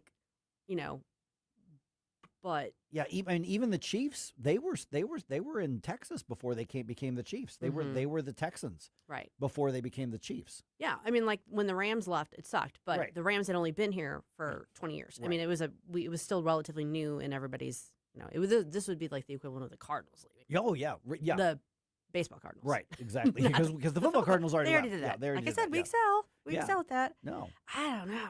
Yeah. I don't see it happening. Let me put it this way. I'm going to predict right now the Chicago Bears are still going to be the Chicago Bears. They are not moving to Hammond, Indiana, or anywhere else other than in the Chicagoland area that's in Illinois. On the Illinois side. On So the like Illinois maybe side. Arlington Heights, Yeah, or one of those areas. that 'Cause I could see. They've been trying to take that old raceway, that big raceway there. That's what they're trying to redevelop into the new Bears Stadium, and they just can't. They just keep butting heads with a bunch of the Illinois lawmakers on So I this. think this is all maneuvering just to try and get a good deal out of the Arlington Heights move. I think that's incredibly possible. Yeah. That's absolutely part of the strategy. Because, That's my I mean, prediction. years ago, the Pittsburgh Penguins, the hockey team, they actually made a big show of visiting Kansas City and seeing the what used to be called the Sprint Center. I don't know what it's called now. But that was basically a big show because they wanted, either upgrades or a new stadium. And so they made a big public thing about, hey, we're talking to them. Got to make them jealous. They got their deal. They got what they wanted off that. Hey. I don't know if you know this, but Chuck Schumer values and respects the flag. Maybe not that flag, but a flag, and we're going to tell you which one in the news dump at 6:50. Running through your head. Who can you call? Ghostbusters! An invisible man sleeping in your bed. Oh, who you gonna call? Mike Ferguson in the morning. He picked the wrong schoolyard to come into, I have to tell you this. On News Talk STL. I ain't afraid of no ghosts. News, analysis, opinion. You know, they're literally taking the Constitution and putting it in a paper shredder. News Talk STL. News Talk STL is proud to have Doug Voss of Safe Money Radio as part of our lineup each week. Doug has been a staple on the St. Louis radio airways for many years as one of the leading financial experts in the area. You can now hear Doug and Safe Money Radio 2 times every weekend on News Talk STL. But in case you miss anything, you can check it all out at DougVossSafeMoneyRadio.com. You could also reach Doug at 844-676-SAFE. That's 844-676-7233. Doug Voss is a registered representative. Securities offered through DHL Securities, LLLP, member FINRA and SIPC.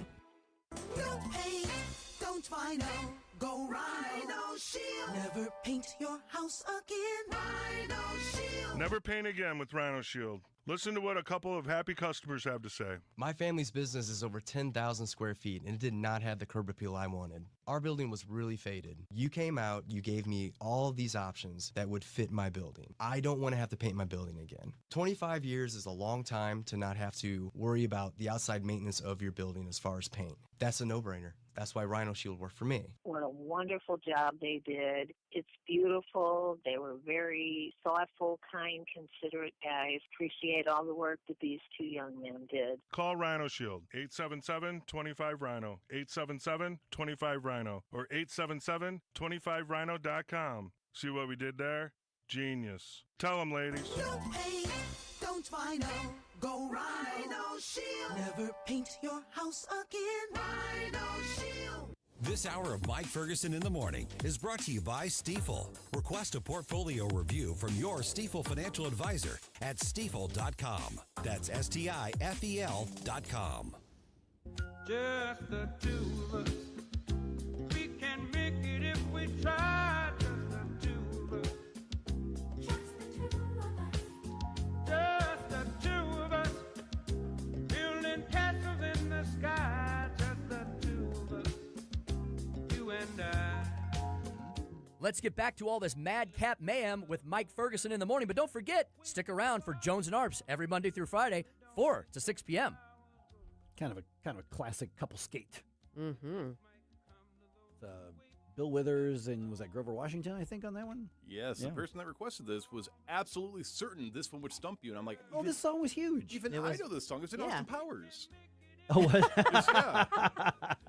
Mini-Me and Dr. Evil trying to break out Oh, of the... perfect. Oh, Yeah, got no, it, this was got a it, solid got it. groove. Oh, yeah, it was. This was good stuff here. All right, 6:48. Okay, so let's get back to the details on this. A lot of people had some thoughts on this. Are you willing to trade some of your property taxes, maybe all of your property taxes, on one area for more sales taxes? Some voters in the area are being asked to consider that. And as Susie was just saying a second ago, Chucky Schumer has got some new, just glorious virtue signaling. Fabulous. That's happening. Let's go ahead and do another news dump. Successful dump. Wake up, America. It all worked out. You know, I mean, they got all the news. The morning news dump. Okay, so just to follow up the conversation we just had, basic details right here. St. Charles County voters are among those who have an interesting ballot question to decide in April. And this is going to be on the ballot. Where else was it? Was it Wentzville and some fire districts around St. Louis County, but St. Charles County is one of the biggest ones. Okay, so the county ambulance district has a sales tax proposal on the ballot, but here's the twist. The district says that the deal includes lowering property taxes, at least their slice of the property taxes, in exchange for a sales tax increase. They're calling it Proposition EMS, 1% sales tax hike that would, like I said, lower that property tax levy. Chief Skip Stevens tells KMOV that they believe revenue in the ambulance district would increase under this structure, and the same kind of question is going to be on the ballot in some other districts as well throughout the area here. Well, like I said, I'm skeptical. I would need someone to show me the math. Yeah. Show me how it's going to actually, and I'm not saying it's just about me. It's not like what's in it for me, but if it's really not benefiting me in any way, and I'm skeptical that it's actually going to benefit others truly, then I'm a little iffy. I am more individualist. I say if you can't sell that it benefits to me, then you're not going to get my vote. Yeah. And so what they're arguing is that, well, for most homeowners, it will benefit you. And that's the sale they're going to make. They're going to try to make. So but I do think that it shows that the grassroots pressure over the property tax question itself is taking hold. And I think a lot of these districts are going, okay, we're going to have to do something different. Now, maybe this is the right answer, maybe it's not, but they're recognizing they have to do something different and not just rely on jacking up property Right, which taxes. is good, which is good. All I'm saying is if you're talking about the April election, so like my vote actually is going to matter. Yeah, absolutely. It could come down to a handful of votes to make a difference. Yeah. So if you want my vote, you're going to have to sell it better. There you go.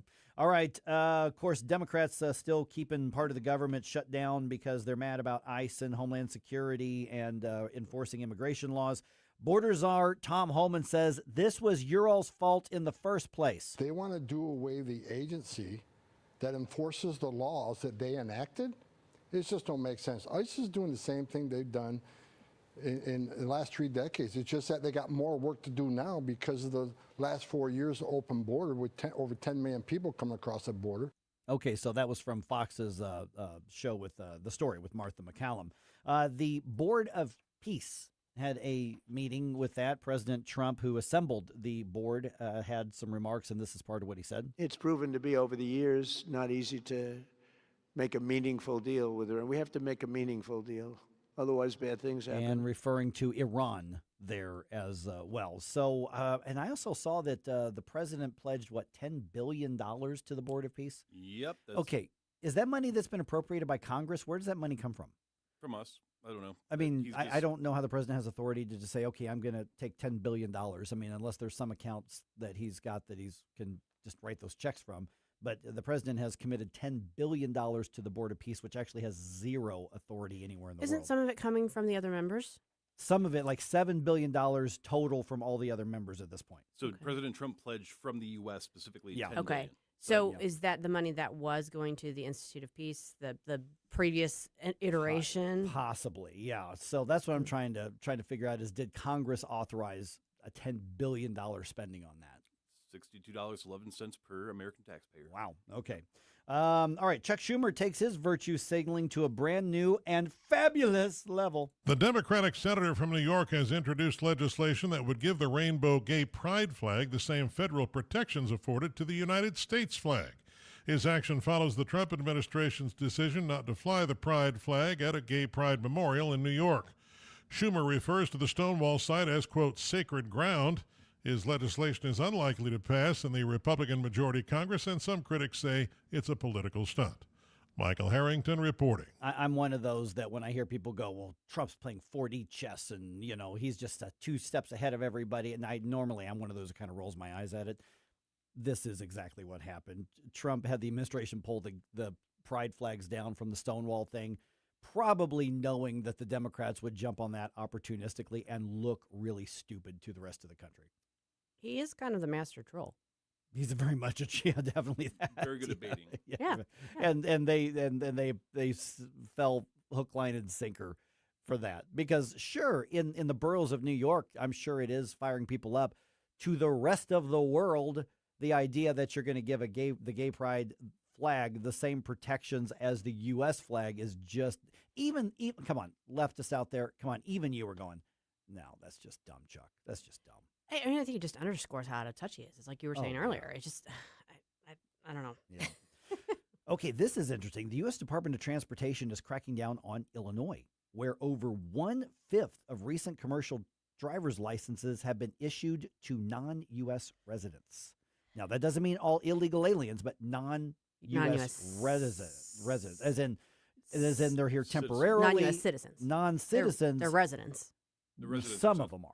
No, if they're here, they're definitionally residents. Well, legally they speaking. are non-citizen residents. Yeah. Yes. Right. So they're driving from afar. Yeah. The published reports say over 10,000 commercial learner's permits and commercial driver's licenses have been issued to, how about this, non-domiciled drivers.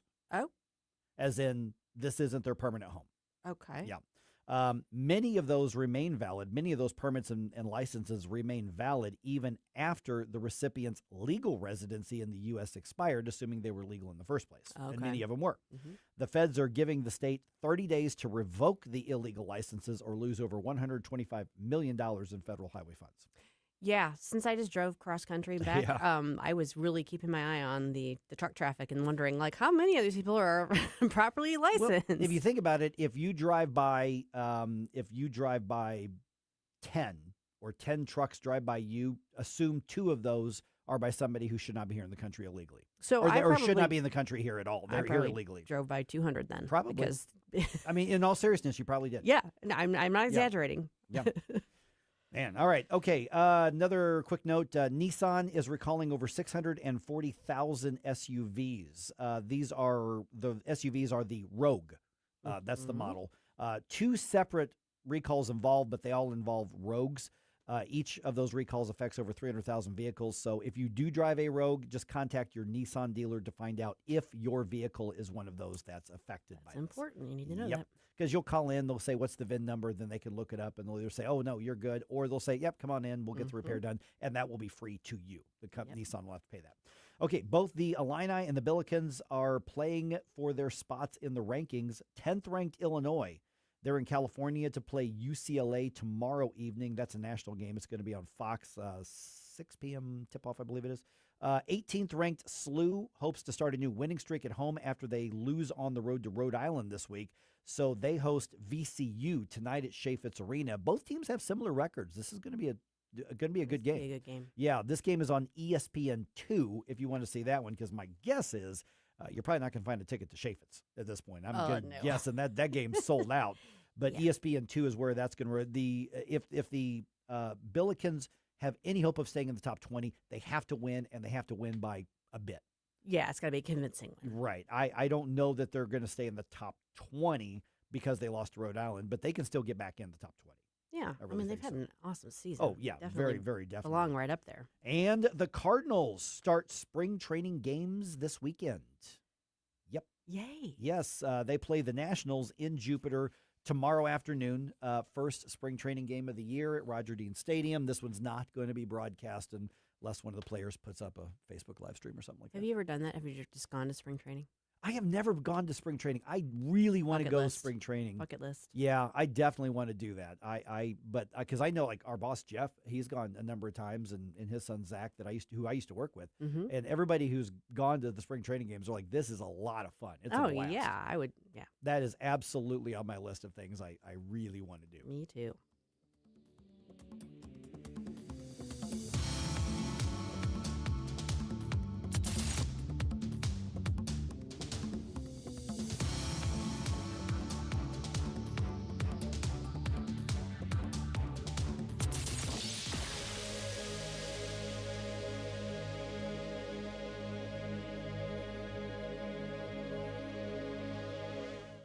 Hey, it's Susie Moore. If new flooring makes you think hassle, think again, because Michael's Flooring is changing the game.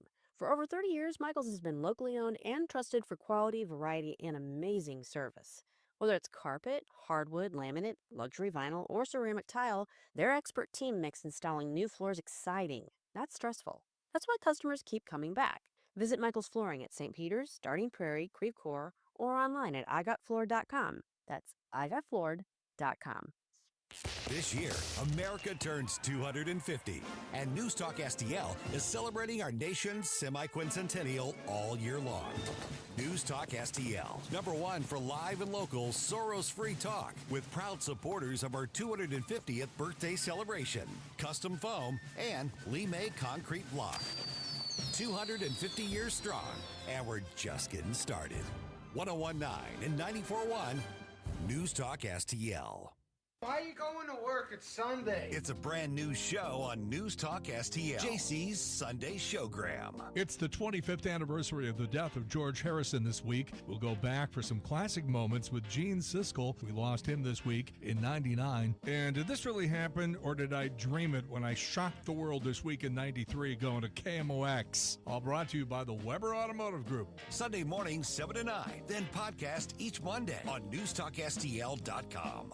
KLGY HD3 Clayton, K270BW Bellefonte, KNBS Bowling Green. This is News Talk STL at 101.9, 94.1, and always streaming at NewsTalkSTL.com. Breaking news this hour from Town Hall. Amit Thomason. 10 to 15 days, that's the timeline President Trump has laid out for his decision on a possible military strike on Iran. Mr. Trump says military action is possible if there's no progress in U.S.-Iran talks over the Islamic Republic's nuclear ambitions. Iran and the United States are both applying naval pressure to the talks over Tehran's nuclear program. The Russian Navy released video footage on Wednesday showing one of its warships docking in an Iranian port ahead of a joint exercise. Meanwhile, the Americans brought another aircraft carrier close to the Middle East. The movements of additional American warships and airplanes to the region don't guarantee a U.S. strike on Iran, but it gives President Trump the option to do so if he chooses to. I'm Karen Shamas. We've been hearing it for years, all of the speculation about space aliens and UFOs. President Trump calls it extremely interesting, so much so that he's ordering the release of all government files on the subject. A few days ago, former President Obama said that aliens are real, but he says he hasn't seen any of them. Today's agenda for President Trump includes breakfast with some governors. Mr. Trump did not invite 2 Democrats, Maryland's Wes Moore and Jared Polis of Colorado. They'll have to eat somewhere else.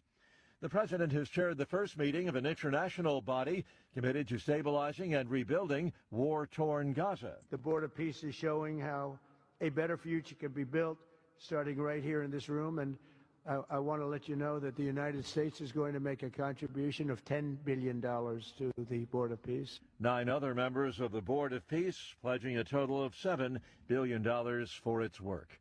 On Wall Street, the Dow futures down about 90 points, while the NASDAQ futures are off 47 points, and the S&P futures 12 points in the red. More on these stories, townhall.com.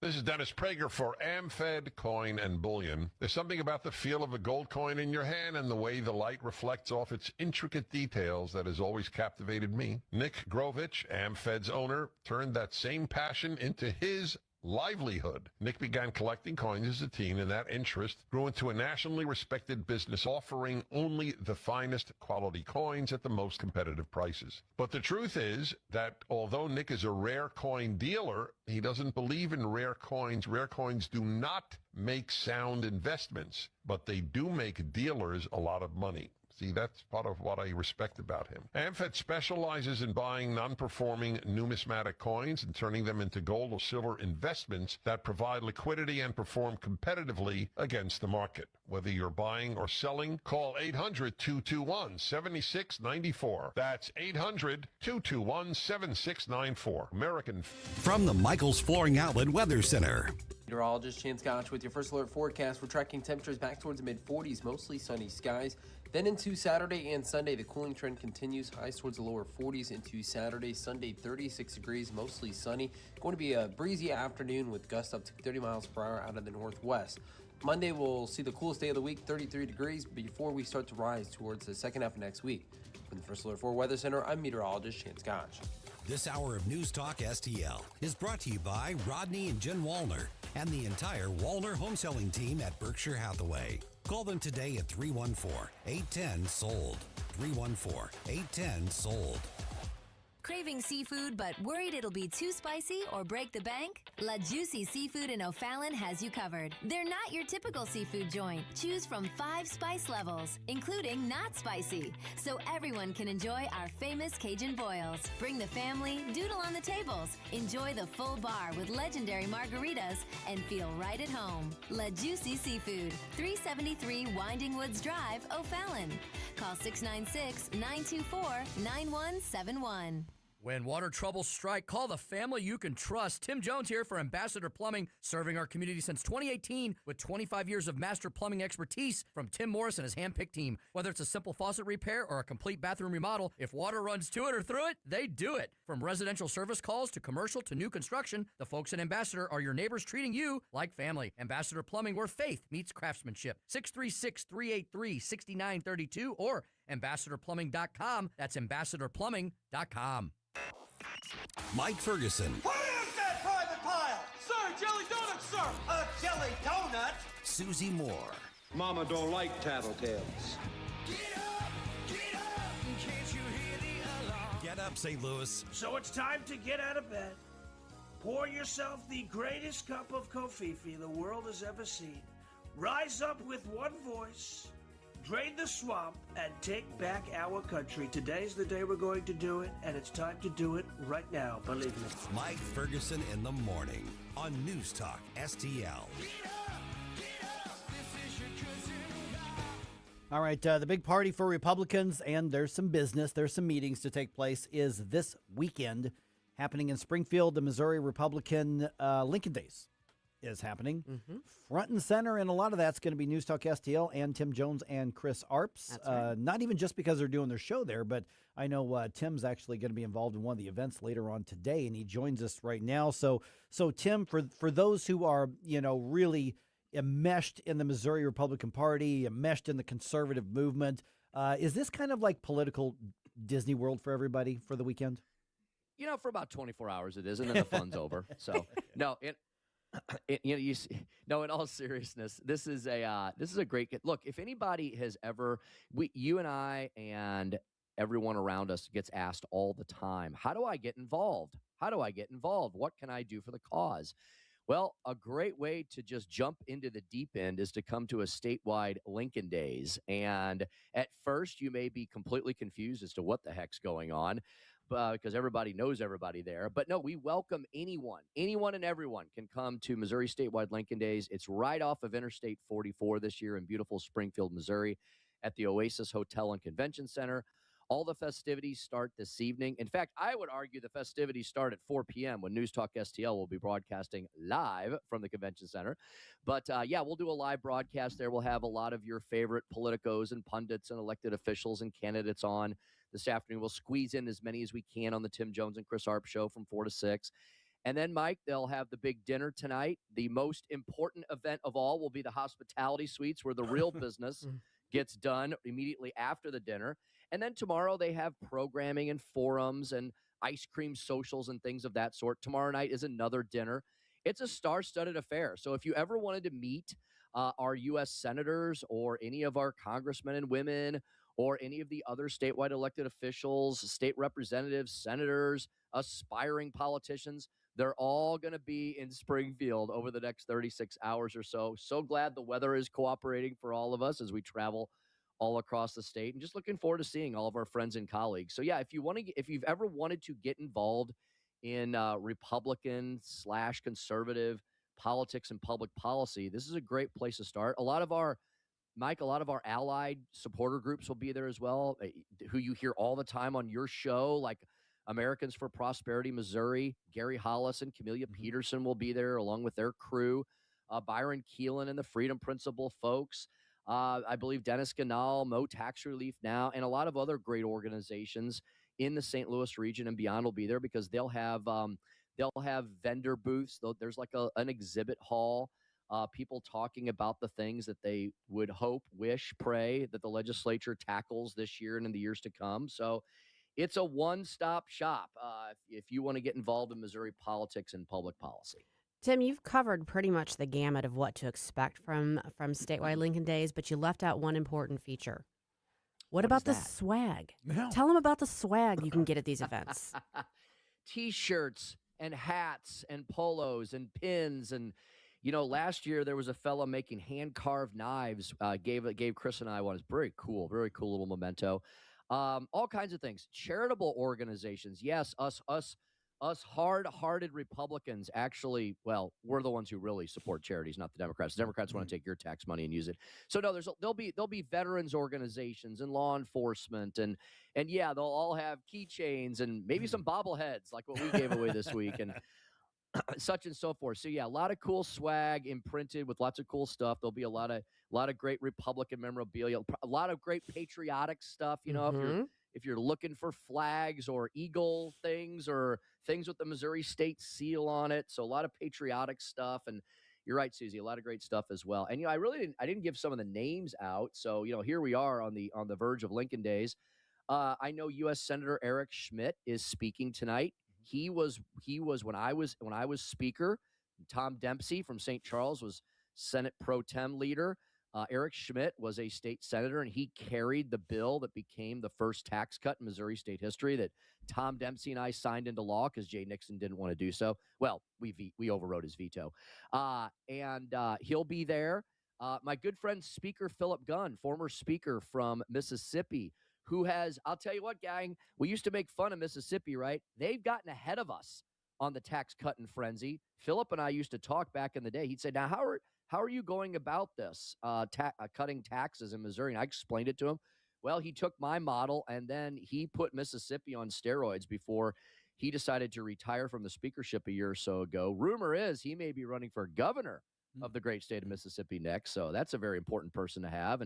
And I know that Auditor Fitzpatrick, who is the only statewide up for re-election this year, I know he will be there. I know that Mark Wayne Mullen, the famous Oklahoma U.S. senator from just down the road in Springfield, is going to be the keynoter on Saturday night. I could keep going. Congressmen, statewide officials, they're all going to be speaking at the two signature events are the big dinner tonight, the big dinner tomorrow. In between those dinners are the hospitality suites and some other really great programming that'll occur primarily throughout the day on Saturday. I just feel compelled to always point this out. The Senator Mark Wayne Mullen is the one who challenged the AFL-CIO guy to a fight on the Senate committee floor, and he was ready to throw down and would have kicked that guy's butt had that actually happened, which we know it wasn't actually going to happen. But it was fantastic theater.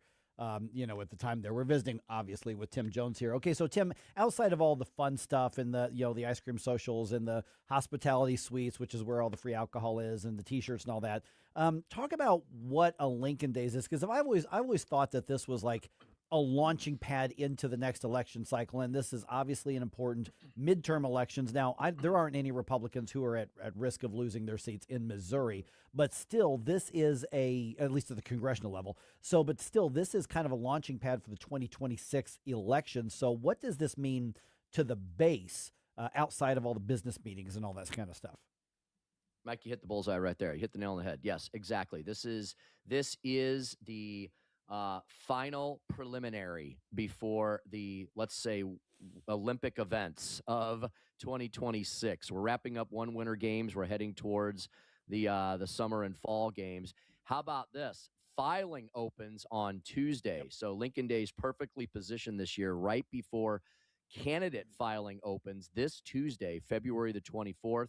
All of the statewide candidate filing will be in Jefferson City this coming Tuesday. The county level filing for county offices will be in your respective counties.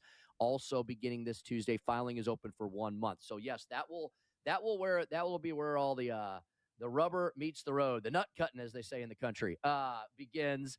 And we will find out who is actually going to put their name on the dotted line after all the intentions and the promises and the people setting up websites and all that. All that's great, but filing is when you actually say, I am going to run for office. And so this is the final prelim this weekend where we will get a final kind of sense of who all those people are going to be. Yes, there's one statewide office this year and only one. That's Auditor Scott Fitzpatrick. I don't believe he'll have any true competition, but every single state representative seat will be up because they are every 2 years. Half of the state Senate will be up. All of the congressional delegation. And Mike, we might have that new CD5, the 5th congressional district. That'll be one of the most interesting races because it'll be likely, if everything gets through the courts, a new Republican seat. So we'll have potentially a new Republican congressman or woman heading to D.C. next year. And the amendments, probably more important. All the things I mentioned are important, but if you're ranking them in order, we have 2 huge amendments that are going to determine the future and fate of Missouri over there, I would argue, the next decade. So for Missouri, I can say this truly is the most important election ever because it's the election where we decide whether we're going to save as many babies as possible, protect kids from horrific gender ideology or not. And that's Amendment 3. And the governor hasn't fully decided that yet, but I'm hearing that will likely be on the November ballot. So we'll be talking about that for the rest of the entire year, nearly, Amendment 3. And then, so we can stop this insanity of out-of-state, out-of-country, foreign left-wing billionaires from using our Missouri Constitution as their personal plaything, we have Amendment 4. And that could possibly be on the August ballot because we want to cut off at the pass any additional efforts this November by the lunatic left to put more crap into our Constitution like they've been doing. These fraudulent ballot propositions, that have 2 lines of text that the voters see. And then there's, a 30-page referendum to try and destroy the entire state of Missouri behind it that no one ever reads. I'm sorry. So Amendment 3, Amendment 4, protecting babies, protecting the Constitution.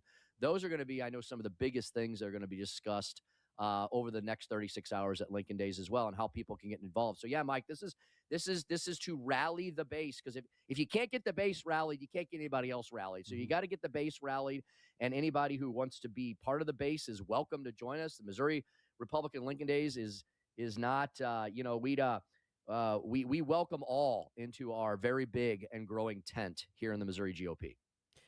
Tim, how are you feeling about the GOP's chances overall nationally? We're pretty solid here in Missouri, but looking nationwide, what do you think? Yeah, we got about 90 seconds, Tim. Yeah, concerned because of history, right? Now, Donald Trump and this current iteration of the Republican Party has bucked a lot of history over the last few years in a really good way. But historically, especially with a 1-seat majority in the U.S. Congress, his history would tell you that Republicans are supposed to lose Congress and lose it big. That doesn't necessarily have to happen. But those of you who have friends, family members, colleagues in other states that are the battleground states, get those folks fired up, because that's the only way we're going to protect and preserve the Republic, is to win, and win big this November. All right, and Tim and Chris, you're doing your show from Lincoln Days this afternoon, and I have a feeling you're going to be grabbing big names kind of just as they're walking by. So we don't know who's going to be on the show, but they're going to be big names you definitely want to hear from 4 o'clock to 6 o'clock. We're expecting congressmen, senators, and everybody else who happens to roll by. All right. Thanks, Tim. We'll talk to you soon. Thanks, gang. Appreciate it. Thanks, Tim. We're talking politics. We're talking about elections. So there's a couple of potential presidential candidates that are taking swipes at each other. Hear them for yourself at 7:20, because it's never too early to start debating the next presidential race, is it? Don't try to make me stop. No inspiration. You have a soul so dark it is no more. And all at once depart, no destination. Making cold my heart to fight your war. Stop it right now. It's Friday. Stop it right now before you blow us all away. On the next Larry Connors USA.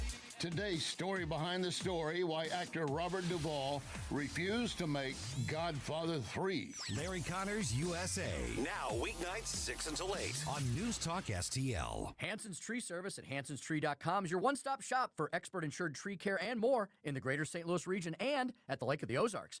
Visit hansonstree.com for 24/7 emergency tree care, grinding and land clearing, awesome organic mulch, green resource recycling, and more. Tim Jones here to tell you that whether you're dealing with old man winter at your home or business in the St. Louis region or preparing your lake home for spring, call Hanson's to help you out. No job too big or too small. Mention News Talk STL. Receive 10% off all tree care services. hansonstree.com. hansonstree.com. Hey, Jamie Allman here. When your car needs attention, trust who I trust. Benchmark Complete Auto in Valley Park. 25 years as a family-owned and operated company, Benchmark is your Napa Auto Care Center for nearly every maintenance and repair, using the latest technology and top-quality parts. Need help with the bill? Well, ask about Napa's Easy Pay financing. Mention Jamie Allman and NewsTalkSTL and get 10% off. BenchmarkAutoRepair.com, BenchmarkAutoRepair.com. Missouri's premier boat show returns in 2026 as the St. Louis Boat and Fishing Show comes to America's Center the weekend of February 20th through the 22nd. See world-class fishermen working the latest new lures in the hog trough and see how the live fish react. Ride the mechanical bull, see a live stingray encounter. Plus, stop by the STL Power Sports booth and register to win a new e-bike valued at $3,000. The St. Louis Boat and Fishing Show, America's Center, February 20th through the 22nd. This is 101.9 and 94.1. I have to tell you, if this is how they're going to behave, I'm rethinking my position. News Talk STL. The 80s. Never been a decade like it. Never will be. It's Flashback Friday. Something in the moonlight catches my eye. The shadow of a lover goes dancing by. Looking for a little bit of love to grow. So give me love, give me heart and soul. You never let me cross to the other side now. I'm tied to the hope that you will somehow. Heart on the heels of something more. But I lost your love, heart and soul. Let's get back to all this madcap mayhem with Mike Ferguson in the morning. But don't forget, stick around for Jones and Arps every Monday through Friday, 4 to 6 p.m. This was a band called Tapao. Is that how that's pronounced? Yeah. And it is, well, if those of you who are Trekkies, tell me if I got that wrong, because the band is named after, I guess, one of the characters or a type of character in the old Star Trek show. That's what it's named after. But it's T''P''AU or something like that? Yeah, and I would just like to put on record, we had a theme. Oh. We had a theme. But we don't now. We'll go back to the theme. We'll go back to the theme. Yeah. But classic 80s song, without a doubt. Classic. Okay. Do we have a 2028 presidential campaign rivalry already brewing? Yes. You saw this, right? Mm-hmm. Yeah. So two governors take jabs at each other on this. But we'll get to that in just a second here. Get your feel of news today. Then decompress a little bit. Everybody needs to decompress. You need to decompress, Susie, after the week you've had. And then refill for the next week. And that's where redstate.com comes in. So, Susie, what should we check out first today? This is the Red State Rundown. First today, you should check out redstate.com. We've got an article up from Jennifer Oliver O'Connell. It's titled, "The Anti-ICE Shutdown Days Prove Johnny and Julie Can't Read or Write, but They Sure Can Protest." So this is all about the fact that the educators are encouraging the kids to get out there and do their anti-ICE protesting. Not so much about the reading and writing. Nope. Yeah. Good takedown by Jennifer. We got one from Terry Christoph. This is kind of important for people that are kind of keeping an eye on Virginia. A Virginia judge sides with the GOP and slams the brakes on the Democrats' gerrymander power grab. So Interesting. We're not. It's not done yet. And this is all possibly affecting this year's election. It is. So the clock ticking is a massive factor in this. It is indeed. And last but not least, also from Terry Christoph, we've got Democrats' newest radical darling picked for State of the Union rebuttal. That's right. Her new governor, Abigail Spanberger, is going to be giving the rebuttal next Tuesday. That just is remarkable to me. Yeah. That's remarkable. Yeah. And we're going to follow up here. Drink coffee if you want to stay awake for it, just saying. And she is so bizarrely radically left. She is, but she's bland while doing it. I know. That is an interesting choice. Mm-hmm. Again, a self-inflicted wound to the foot of the Democrats, but that's a weird choice. They're setting her up as a VP candidate. Yeah, which is again another it's a choice. Self-inflicted wound that's on the choice. You know, and man, that's really interesting. Okay, because you mentioned the VP candidate, let's talk about 2028 a little bit. Sure. Now, I've been saying this for a while. And now you're starting to see some other, like the national figures, not because they listen to us, but they're starting to see what I'm seeing, is that keep your eye on Democratic Governor Andy Beshear of Kentucky. Yeah. He is one of the very few electable Democrats in the 2028 conversation. He's a strong contender. Very strong contender. He did an interview with Jon Stewart this week. Did you see this? I did not. It was actually really interesting. It was really entertaining. I mean, obviously, I disagree with a lot of you saying, but it was kind of, dare I say, kind of fun interview to watch. Okay. If you can put aside and not get triggered by Jon Stewart saying leftist stuff, Andy Bashir, but it was a very entertaining interview for what it is. And part of that, he took a shot at Ron DeSantis. Now, Jon Stewart kind of opened the door, and I don't know that this was the answer that Stewart was expecting. But here's that part of the conversation. It's like it's like a 14 or 15-minute interview or something like that. But here's this clip of it. Who's the worst one? The governor. Who's the one where, like, you guys are at the governor's conference and, like, the elevator opens and he's about to walk in and you just go, or she, and you just go, oh, Ron DeSantis. Okay, so the funny part is Ron DeSantis was heading to Kentucky just a day or two later to basically speak out on a bill that they were talking about in the Kentucky Assembly or legislature out there. And so he's asked about this at one of his press conferences there, and this is what Governor DeSantis had to say. I don't really know much about, the governor here. I saw someone had showed me those comments because I was coming here.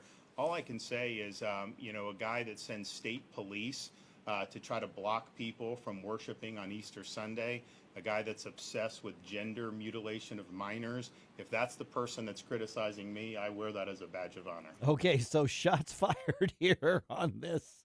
Mm-hmm. And here's the thing is I can easily see a world where it is DeSantis versus Bashir in 2028. I know a lot of people think 2028 for the Republicans is just going to be a coronation of whoever President Trump says. We've got such a long time from there. I don't think that it's safe to assume that. Anything could happen, and Yeah. DeSantis has obviously got to be somebody that you're keeping in your Right. sights because he was one of the top contenders last time around. Mhm. I don't think we're going to see a resurgence of Nikki Haley. No. She's done. And DeSantis, Donald Trump just mopped the floor with everybody. His presence kind of ended it. Correct. It's an open seat, and It is. it's not a coronation. And I know a lot of people are saying it's already decided it's going to be J.D. Vance. I don't know that that's the case. He's the presumptive He's the favorite, but front runner, anything could happen between now and then. So yeah, it wouldn't surprise me at all.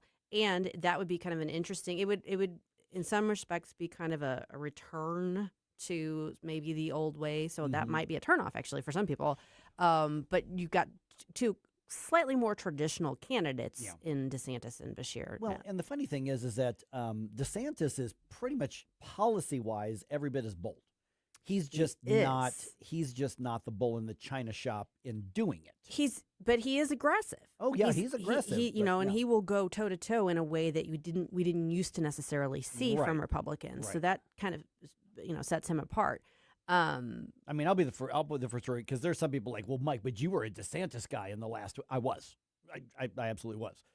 Now in Missouri, it doesn't matter. It's all decided by the time it gets here anyway. But Yeah. but yeah, I mean, that was my preference in the last one. Well, for a long time we weren't sure that if President Trump was going to run again, and there was always the question about would he be able to run? Would, Right. would there be something that would prevent that from happening? And so yeah, I think DeSantis was a strong favorite Yeah. for a lot of people. Unfortunately, it ended up in a sort of an intramural battle. Right. But bygones. Yeah, Bashir is definitely one of the top tier Democratic candidates, and because he's not Looney Tunes the way No. so many of them other. He's electable. He is, although we haven't seen him really, step into the, does he have foreign policy chops? Because his cohorts are not doing themselves any favors right now. No, but then again, he can plausibly say, "Well, that's them.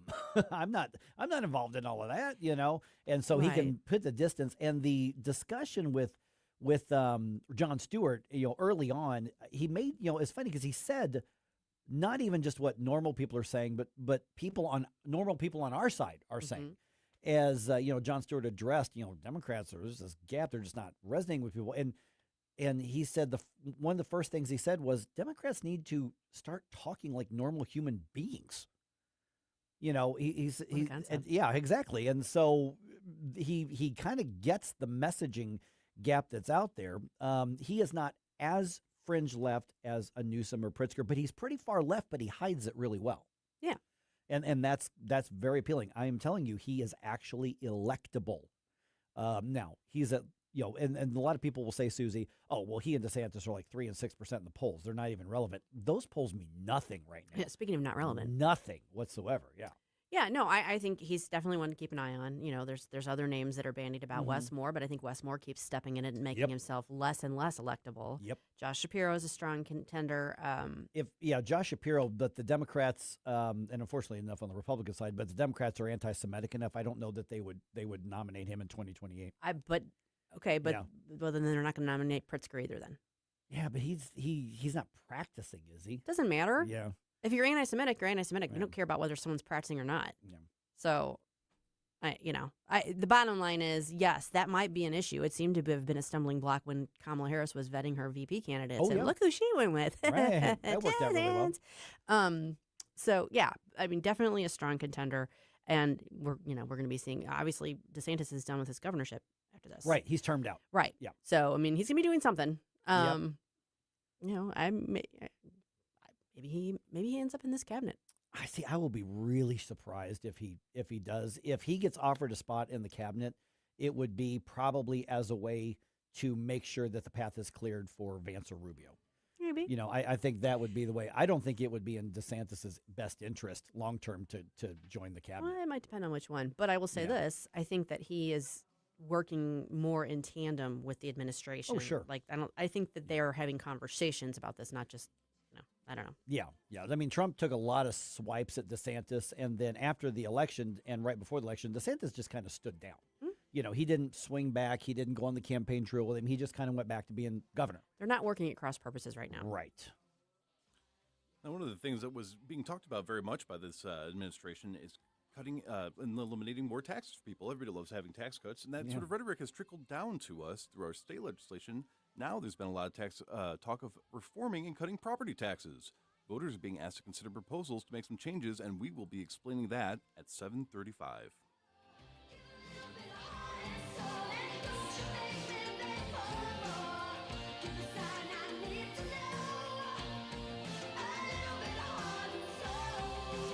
From the Michaels Flooring Outlet Weather Center.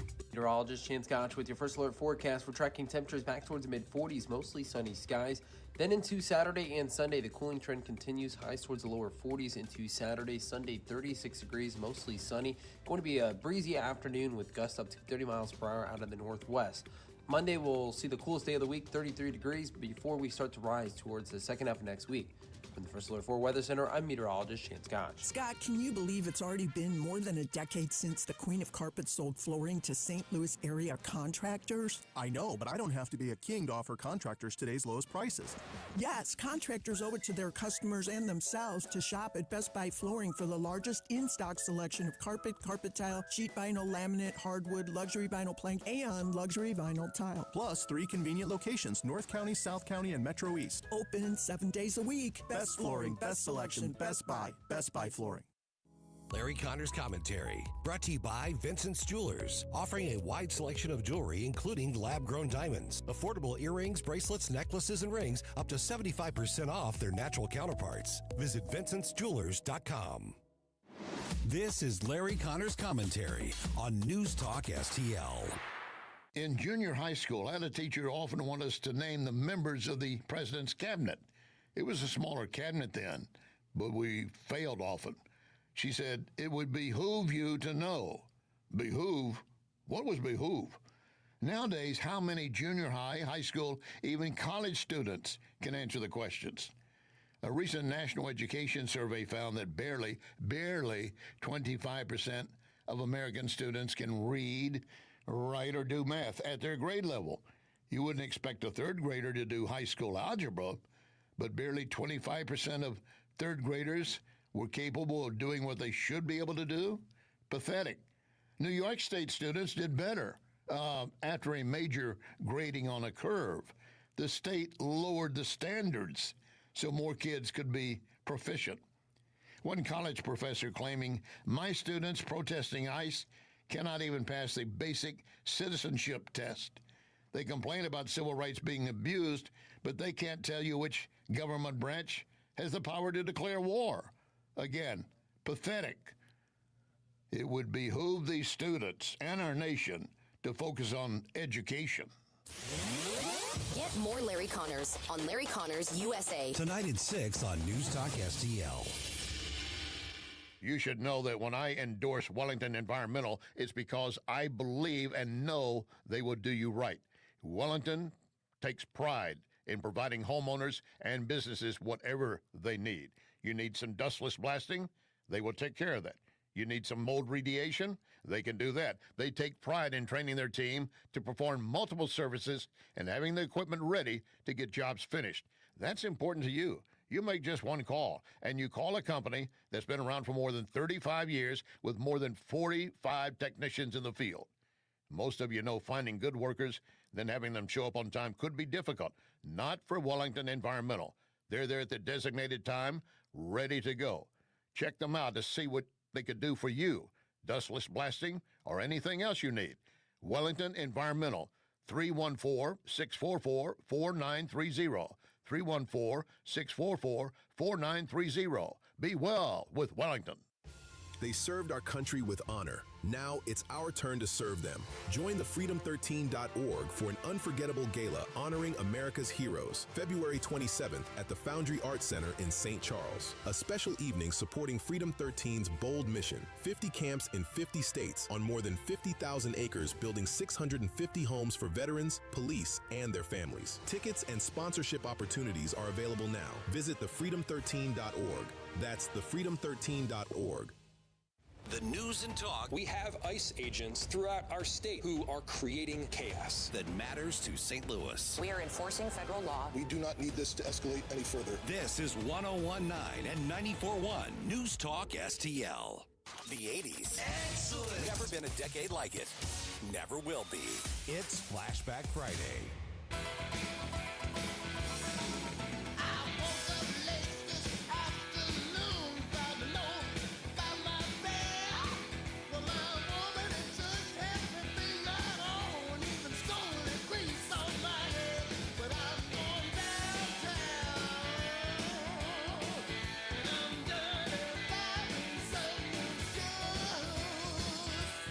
Hey guys, Billy Crow here from Jeffco Patriot Radio. Hope you had enough time to freshen up your coffee, because now we're back with Mike Ferguson in the morning.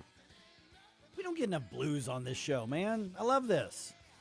Great choice. I don't know who sent this in, but great choice. Fantastic choice. You can always use a little more blues. I like it. It's got that like diner kind of bar feeling. Yeah, where you just kind of like hang out. you can almost see the smoke in the blue lights. Mm-hmm. Yeah. Just saying. Great stuff right here. All right. Okay, so this was fascinating in that we've talked a lot about property taxes the last couple of years. Mm-hmm. You know, first we had the senior property tax the property tax freeze, rather, which, you know, Dennis Ganalamo tax relief and some of the key lawmakers were instrumental in getting done. Niall Stevens is part of that team now as well. And that was a massive win. And a lot of counties have adopted it. Even St. Louis County, which didn't want to. They adopted it because they see the pressure on this. You know, both Republican and Democrat seniors on fixed income were like, hey, you're killing me here. Right. And none of that let them off the hook from paying property taxes, just saying this is what they're frozen at. This is your bill from here on out.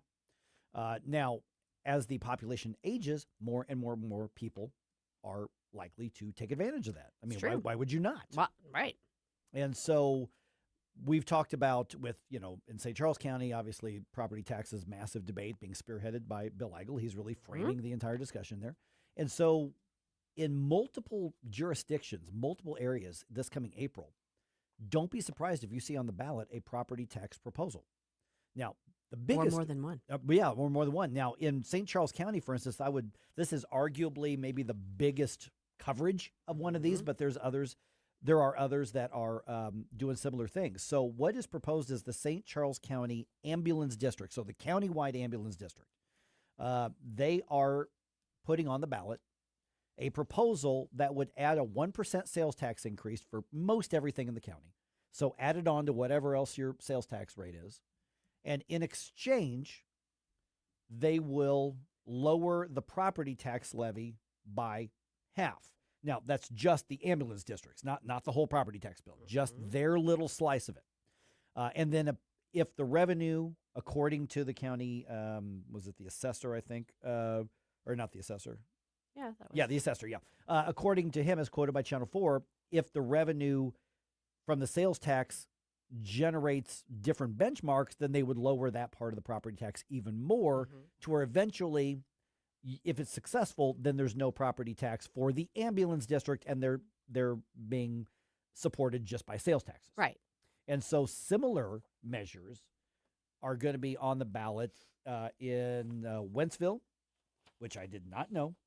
Let's see here. Let me get the other ones here. New Melly, Orchard Farm, and Rivers Point Fire Protection Districts. Now, in St. Louis County, several fire protection districts are presenting the same or a very similar proposal, and this isn't going to end up on the news. No. This isn't something you're going to see. This is something most people are going to show up to and not know what they're looking at because it's really complicated. But what's interesting is it seems like there's two things here. One, this is part of the impact of the senior property tax freeze. It is. Because it's boxing in these government agencies and saying you just simply can't go reach into people's wallets based on property taxes and just take more and more and more money. So they are responding to that. And the other part is there's an anger about property taxes that there really hasn't been before. And so whether this is the right or the wrong approach, they're responding and they're seeing the writing on the wall when it comes to property taxes, at least for the moment. I think it's kind of one of those things that snowballs too, because I think for years maybe people have been under the impression that taxes are, there's not much you can do about them. Death and taxes. Well, I mean, we know they're inevitable, and there has to be some level of taxation if we're going to fund a government. I mean, there's no other way to fund a government without somehow, creating revenue. Right. But I think there's been this mentality that whatever they are, we're stuck with, and yet we've seen nationally and statewide that we're not stuck with them. And changes can be made. And even the entrenched politicians can sometimes be incentivized to actually do the smart thing with taxes and make them better for the American public or for the Missourians. And so it's like, well, wait a second. We don't just have to accept what they are and how they're being structured. It can be changed and it can be done. And maybe there are smarter, better ways to do it. So I think it's perpetuating itself. Is the political class, even at the local level, are they now learning that sacred cows aren't sacred anymore in some cases? Oh, yeah. If anything's been learned over the past decade, that's been learned. I mean, think about even some for the children tax increases were rejected over the past couple of years here. Yeah. So even some of their sacred cows are not sacred. Some of their sacred cows are now hamburger. And those property tax those property tax defeats were delicious. Just saying. Well, in so many ways. Yes. Literally, figuratively. That's right. So this is, I think, evidence that grassroots and speaking up and not being afraid to be criticized, because can you imagine 5 years ago saying, I'm sick of these property taxes? People go, yeah, okay, whatever, we get it, but gadfly. And you would have been dismissed. Now it's a matter of multiple districts are saying, we need to address the property tax thing. We don't have a choice. People are sick of it. We have to do something different. Now, you may or may not like this. You may think this is a better plan or a worse plan, but the fact that they feel compelled to offer changes shows that this isn't going away. Yeah. And I mean, I think it's great to be having these conversations about since we're stuck with some level of taxation, some manner of it, what's the best way to go about doing that? What's going to generate the most revenue and leave the most money in your pocket? In other words, like leave it more up to your choices and stuff, as opposed to just taking money out of your wallet that you're not really agreeing to. I mean, I'm just against property tax in general as a immoral thing. It is essentially akin to serfdom if you really break down the concept of it. So if the concern is how do we generate more revenue, then maybe we need to focus on the different elements of, again, like tourism, business, stuff of that nature that would be revenue generators, rather than saying, look, something that you in theory own or have already paid off or are paying on, now you also have to pay this additional, like you're basically renting something that you own. And I just think that that's wrong. And we need to figure out how to get away from that by any means necessary. I agree. It's injecting the moral aspect of it into the discussion, and I think that's a very good thing. Well, and the moral aspect of it was personalized with the question over the senior property tax freeze. Yeah. That wasn't a numbers decision that voters made. That was one because they're looking at grandma. Right. They're looking at grandpa. They're looking at that neighbor who's owned that house since 1986 or whatever, has paid off that house and still has to cut a big check at the beginning of the year just to keep owning their house. Yeah.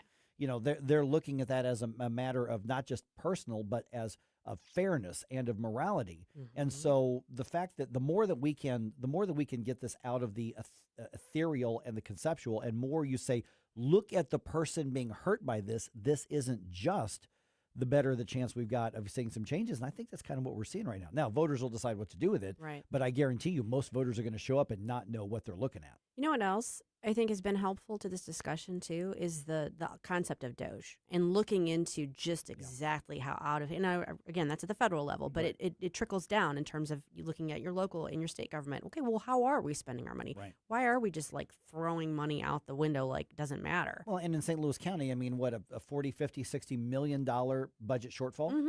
And even though these aren't St. Louis County things, some of these districts in St. Louis County are looking around going, well, the government they're always wanting more money. Right.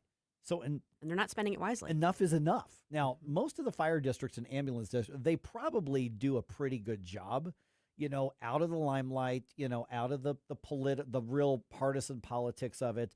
They work on fairly low margins. I mean, I know there's been some controversies in a couple of districts in St.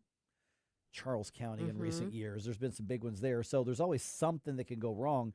But generally speaking, you got people who are serving on boards that nobody knows about or even cares about. True. And so they're not doing it for the glory or the politics. I mean, it's not like you're going to turn heads walking into the restaurant because you're, you know, one of the district commissioners on the fire district, you know, fire protection board or anything like that. They're doing it because they want to serve, and these are volunteer positions.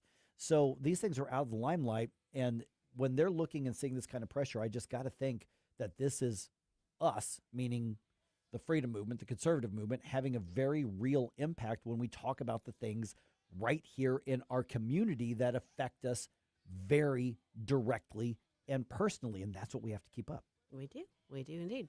You know what else we have to keep up is the enthusiasm. We're heading into the midterms. We just talked to Tim about this a little earlier, but just as a reminder, this weekend is statewide Lincoln Days in Springfield. Join Tim and Chris live at the Missouri GOP State Lincoln Days in Springfield starting today. The event runs from Friday through the 22nd or Sunday at the Oasis Hotel and Convention Center in Springfield, Missouri, and on Friday, February 20th. That will be today.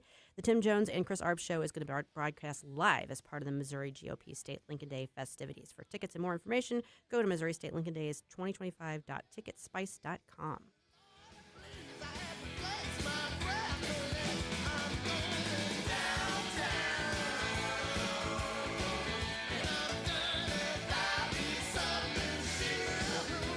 Mike Ferguson in the morning. I've driven all over Washington, D.C. I cannot find the money tree. On News Talk STL.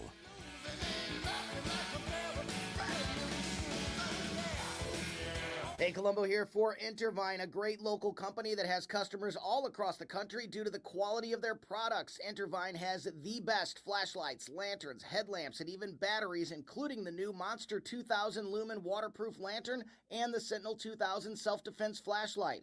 Our home and vehicles are full of great Intervine products, and right now you can shop their website and get 25% off your entire purchase just by using my name, Tony, as your promo code. That's promo code Tony at Intervine.com. Hey guys, don't miss Straight Lines with Elizabeth Kaiser every Sunday evening at 8 p.m. where we talk about so many areas, including AI, law, and health. We have some fantastic guests on my show just about every Sunday. Don't forget, Sunday evenings at 8 p.m., Straight Lines with Elizabeth Kaiser.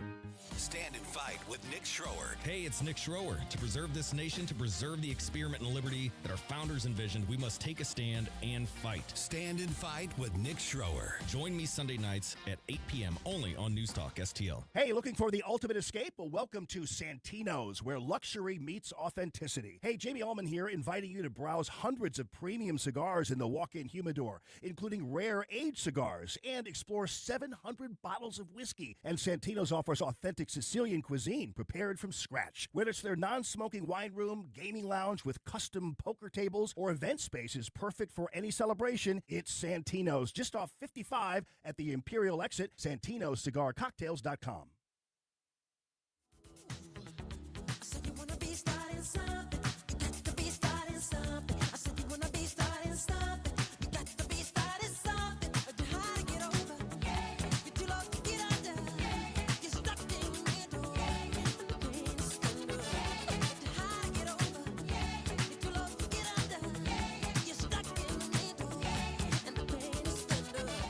Love the music you hear on the morning show? Check out Mike's morning music playlist at NewsTalkSTL.com. And some old school Michael Jackson. Woohoo. Old school. Classic. So I've actually been looking for this song for a very long time, but I didn't know that was Michael Jackson. Yeah. So thank you to Bella for recommending this, There it because is. I've been looking Good for the job, song. Bella. I mean, how do you even search for that kind of lyrics to look it up online, right? This is You want to be started something? this is before the Thriller album. Yes. Yeah, so this is way early. This Early is like 80s. It's like maybe one of his first solo albums. I don't remember when because the Jackson 5 kind of disbanded, then he got big, then the Jackson 5 came back in the 80s, and then obviously Michael Jackson, up until the point of his death, was, just Michael Jackson, the soul. This is on the Thriller album. This is on the Thriller album? This is on the Thriller album, I believe, I thought this 1981, but it is, according to the official Michael Jackson streaming Wow, account, I could have sworn this was on his debut solo album.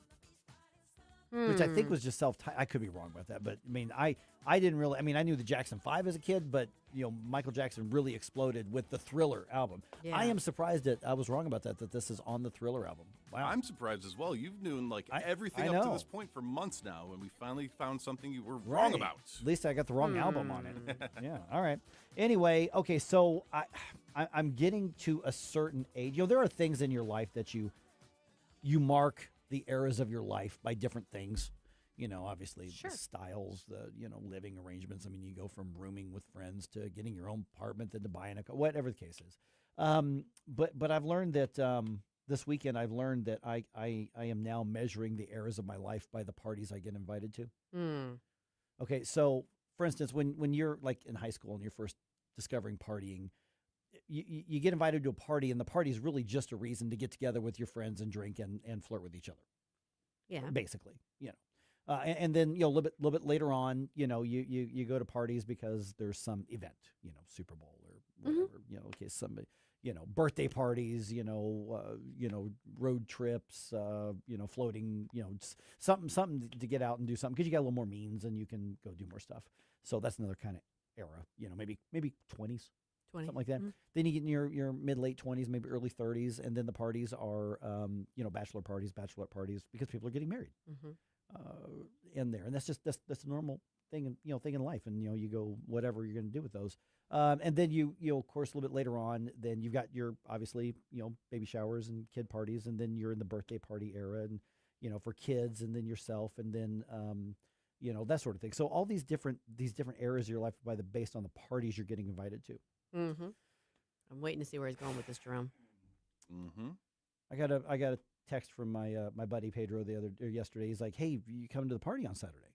I'm like, "Oh, I completely forgot about that." Yeah, thanks. Yeah, I'm going to be there. I'm going to go to the party. It's his retirement party. So now I'm in the era of friends with retirement parties to celebrate retirement at that stage of life. I have older siblings, so I've been in that stage for a long time. Yeah. So that's it. Kind of dawned on me that you can track those things by that. Sounds like it's going to be a wicked rager. Yeah, well, you never know. He's like, we're going to have food. I'm like, yay. BYOB if you're into that. No keg stands, no. I don't. No beer pong. I think if we did a keg stand, somebody's shoulder's coming out of socket. Probably. Just saying. And this is one of my baseball buddies. He's one of the coolest guys in the league. And I'm like, oh, thanks. I completely forgot about that. And then he responded when I said, I completely forgot about this because he told me about it a couple months ago. And then he sends back a note and he goes, well, at a certain age, we start forgetting some things. That's I'm like, true. Easy. You're the one retiring, I was dude. gonna say, he's the one retiring. But you know what? Retirement parties are better than yes wakes. That's right. Just saying. Exactly. I mean, some wakes actually are great, but it's the occasion that's different things. So yeah. So Saturday afternoon, I mean, not too late because I mean, Not too late. Who wants to no. be up late? Who wants to miss the buffet line at Golden Corral, right?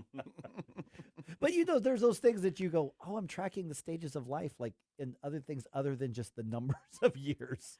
Well, the numbers of years is like it's kind of disorienting because I know I am 57, but in my mind, I'm like, as a kid, people who were 57 were elderly. Oh yeah, elderly. Yeah, and I don't even feel like older middle age. Like, no. What's that meme that's flying around social media right now? It's like Gen X.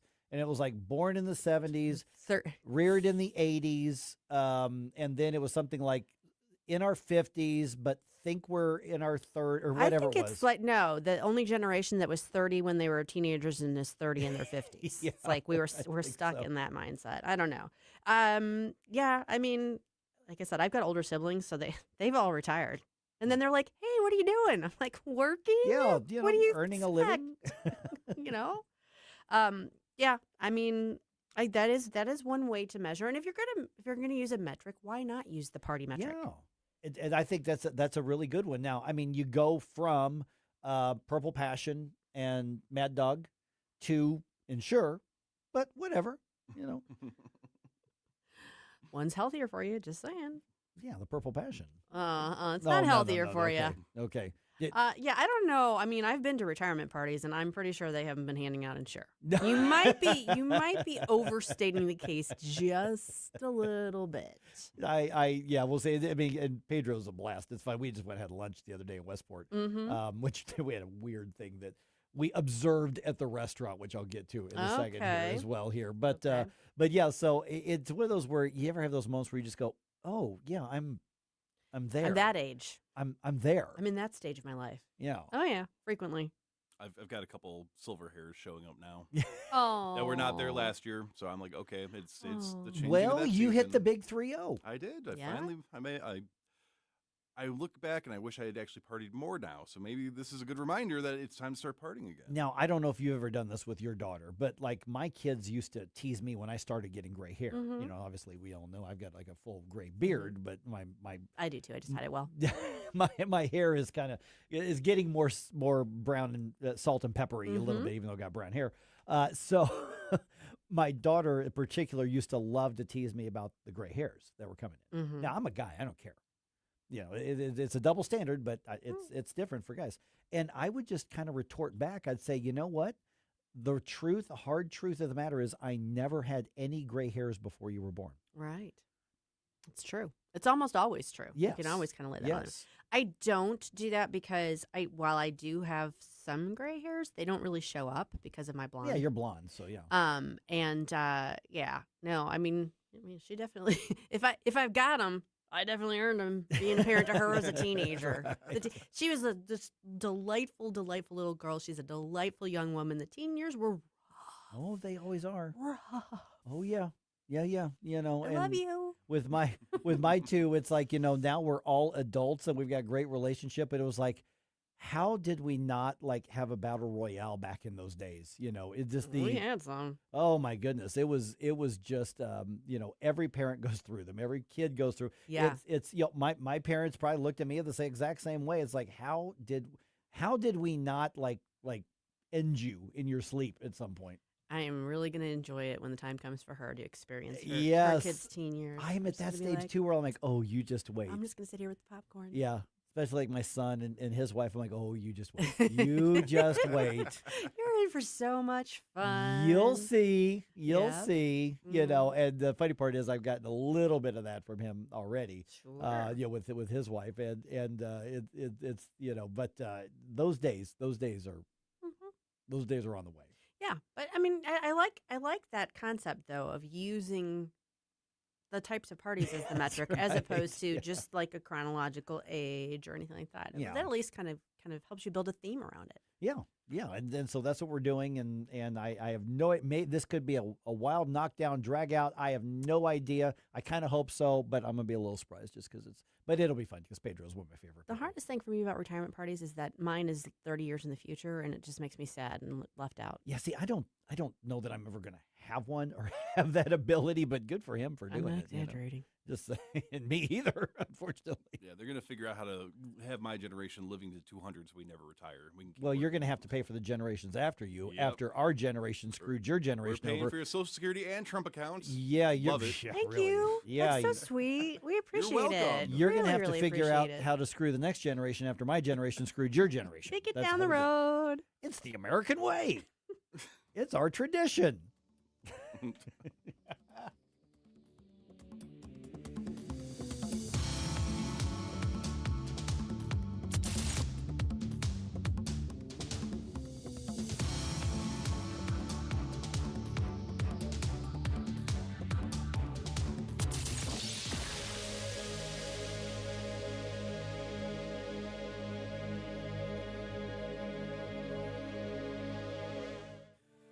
1 in 4 women will have an abortion before the age of 45 in this country. That's the tragedy we must work to stop. Mike Ferguson from The Morning Show here, and that is why Reach Reproductive Health is here, to empower parents to save the lives of innocent children and to see these families come to Christ. And you can be a part of saving and changing lives. So pray and visit outreachforlife.org to learn more, volunteer, and donate. That's outreachforlife.org. 1949, the last time a Republican held the top post in St. Louis City. A gallon of milk was 84 cents and streetcars ran down Grand Avenue. Unfortunately, St. Louis City streets are no longer the epicenter of family and business life. In the 80 years of Democrat control, our city has been on a steady decline. Hello, Kirk Ilsinger, chairman of the Republican Party for the city of St. Louis, and we believe it is our duty to provide a different path forward. I invite you to our meetings the first Thursday of every month. Learn more at stl-gop.com. Paid for by St. Louis City Republican PAC. Curtis Farber, Treasurer. Hey there, Chris Cooper here, your financial friend over at Serenity Wealth Management, with a special invitation to tune in this Sunday right here on News Talk STL. We're going to talk about mortgage rates, what's going on in the home construction process, and risk management with my buddy Joe Sherman with the Builder Collaborative. So tune in right here, News Talk STL, Sunday morning, 9 a.m. We'll see you then. Serenity Wealth Now with Chris Cooper, Sunday mornings at 9 on News Talk STL. Investment advice offered through Fortis Capital Advisors, LLC. KLGY HD3 Clayton, K270BW Bellefonte, KNBS Bowling Green. This is News Talk STL at 1019, 94.1, and always streaming at newstalkstl.com. Breaking news this hour from Town Hall. I'm Rich Thomason. In the snow-covered mountains of Northern California, all of the victims' preparations were in vain. As avalanche warnings expire and weather conditions improve, crews are resuming efforts to recover the bodies of 8 people killed, with 1 person still missing after an avalanche in California's Sierra Nevada. Family members say 6 of the women who died were part of a close-knit group of friends and experienced backcountry skiers, and also say the group was carrying avalanche safety equipment and had prepared for backcountry travel. What the guides and their tour company knew about the avalanche warnings and why they pressed on is now part of the ongoing investigation. I'm Lisa Dwyer. If Iran doesn't agree to a deal over its nuclear program, President Trump says it's going to be unfortunate for them. The last time in New York nurses' strike has reached a tentative deal to end the city's biggest nursing walkout in decades. He's not necessarily off the hook, but he is out of police custody. Andrew Mountbatten Windsor, the former Prince Andrew, was released after 11 hours at a London police station. He was arrested on suspicion he shared confidential trade information with Jeffrey Epstein. President Trump was asked about the arrest. I think it's a shame. It's very, very sad to me. Amy Wallace, co-author of Epstein victim Virginia Giuffre's memoir, says the UK has led the way responding to the scandal. We are seeing more accountability in other countries than in our own, where a lot of the abuse took place, and that's shameful. Wallace called the U.S. response an embarrassment. I'm Ed Donahue. Following a robust expansion over the summer, extending into the fall, the government says the economy's growth slowed in the final quarter of last year. Also word this morning, the Fed's preferred inflation gauge accelerated last month. More on these stories, townhall.com. The stock market is at an all-time high. The dollar is under pressure, and leading economists are warning that the global financial system is changing. Call Advantage Gold at 800-900-8000 right now to get your free gold investment guide, plus your free copy of economist Ken Rogoff's book, Our Dollar, Your Problem. Find out about a tax and penalty-free rollover in 2026. Gold and silver can surge when the economy shifts, and they don't wait for permission. Consult your financial advisor before investing. Call Advantage Gold at 800-900-8000. Progressive Insurance knows pets, and one of the biggest differences between people and pets is that we don't eat things off the floor. But dogs definitely will, and it makes them so happy, no matter what it looks like, smells like, or what state of decomposition it's in. We all want to go through life that carefree, and that's also why you should get Progressive Pet Insurance, because they eat things off the floor. So protect your pet from all the questionable life decisions they make. You know where they drink from when you're gone, right? Progressive Casualty Insurance Company and affiliates, covered subject to policy terms and conditions. From the Michaels Flooring Outlet Weather Center. Meteorologist Chance Gotch with your first alert forecast. We're tracking temperatures back towards the mid-40s, mostly sunny skies. Then into Saturday and Sunday, the cooling trend continues. Highs towards the lower 40s into Saturday. Sunday, 36 degrees, mostly sunny. Going to be a breezy afternoon with gusts up to 30 miles per hour out of the northwest. Monday will see the coolest day of the week, 33 degrees, before we start to rise towards the second half of next week. From the First Alert 4 Weather Center, I'm meteorologist Shane Scotch. This hour of News Talk STL is brought to you by Stifel, serving investors for over 130 years. Contact your Stifel financial advisor at stifel.com. That's STIFEL.com. Is diabetes keeping you from enjoying life's special moments? At US Med, we understand the challenges you face, and we're here to help. With US Med, I can finally manage my diabetes without it managing me. US Med offers a wide range of services to simplify your diabetes care. Personalized care plans, convenient access to cutting-edge diabetes tech, and knowledgeable support. Plus, we'll check your insurance so your diabetes care may be covered at little or no cost to you. With US Med, I feel confident and control of my diabetes. I can finally live my life to the fullest. Don't let diabetes hold you back. Choose US Med and experience better birthdays, better adventures, better anniversaries, and better everything. Call now. US Med. Better service, better care. 800-515-2380. 800-515-2380. 800-515-2380. That's 800-515-2380. Mike Ferguson. Boo! Relax, nerd. Susie Moore. And that would be a good time to respond with some applause. Get up! Get up! Can't you hear the alarm? Get up, St. Louis. That's a banana republic without the banana. Mike Ferguson in the morning on News Talk STL. Yeah, we talk a lot about how AI is, I would say, changing things, but has changed things, continues to change things. A lot of times when the consumer, just those of us who are online, think of AI, we're thinking about those videos. Some of them are hilarious. They're funny. But the thing is they're getting so realistic that you cannot tell the difference between what is AI and what is not. Now, remember, a lot of AI isn't the cartoons, and a lot of the AI isn't the dancing whatever. A lot of the AI that's happening out there is, frankly, what's going on into data management, what's going on into customer service. And there's a lot of that. But when you look at the application of AI for those of us who are using social media, this could create some real problems. Matter of fact, at CNET, CNET.com, interesting article, AI is taking over social media, but only 44% of people are confident they can spot it. And I'm going to argue also 44% of people are confident that they can spot it, but they may not be right about that. That article was written by Katelyn. Let me make sure I get this right. Chedraoui? Did I get that right, Katelyn?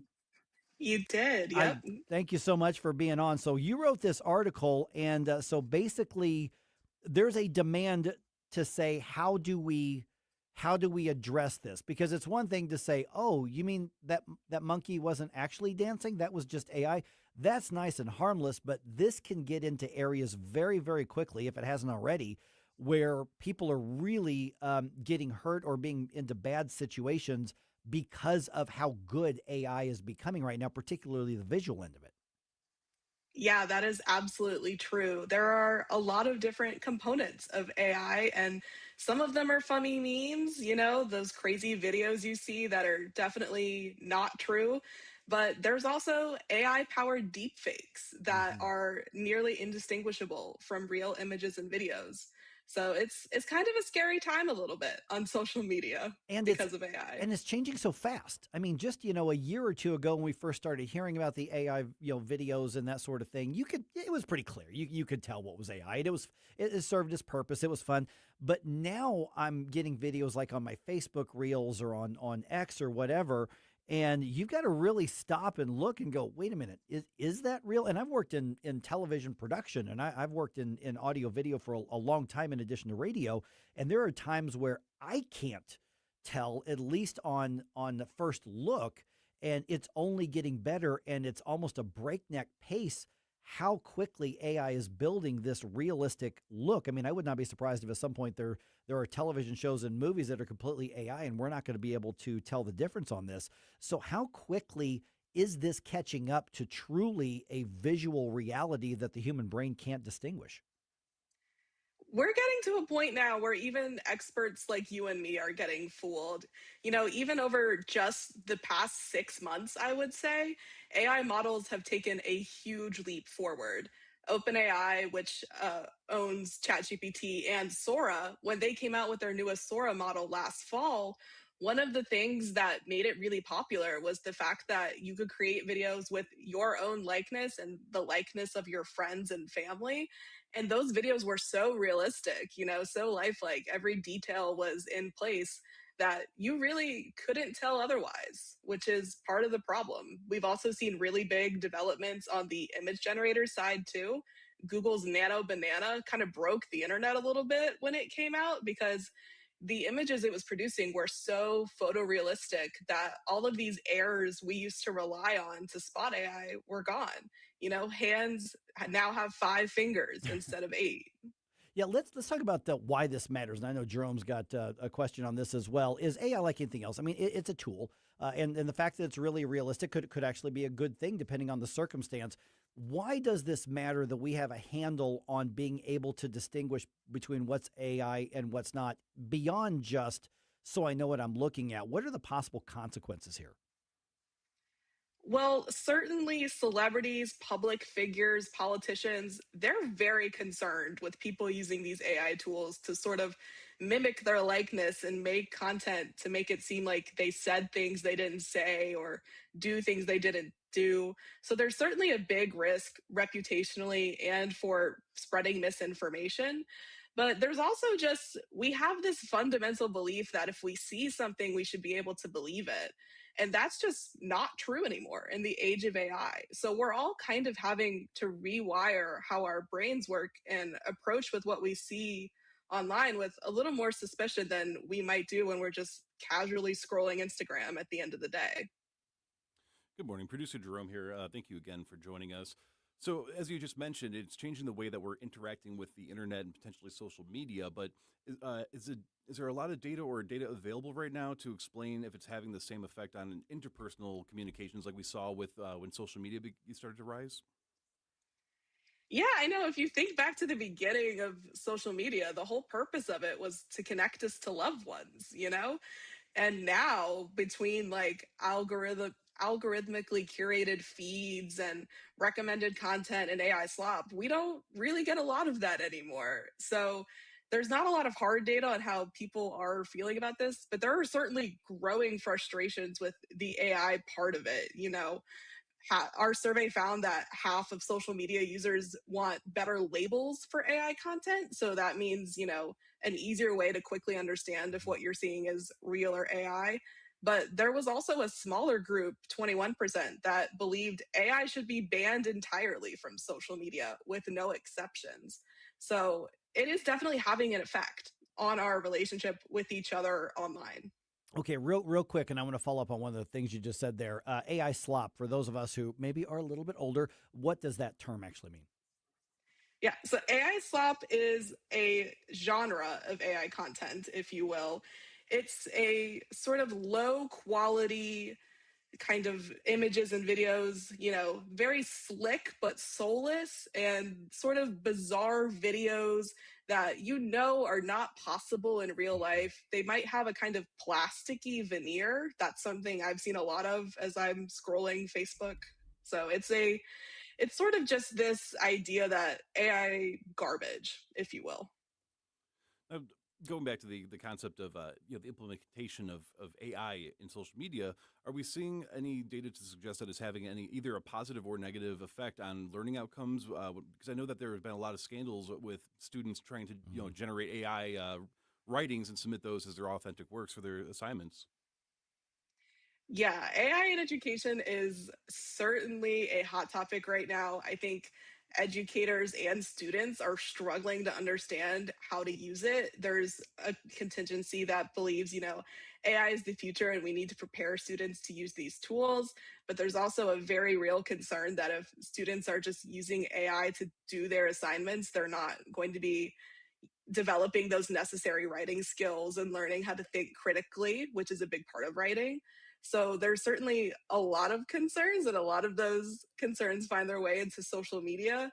AI is kind of the next generation of like technology concerns in school, right? Because like when I was in school, the big concern was like, oh, these kids aren't going to connect with anyone in real life because all they want to do is use Twitter and Instagram. But it's like, we still did.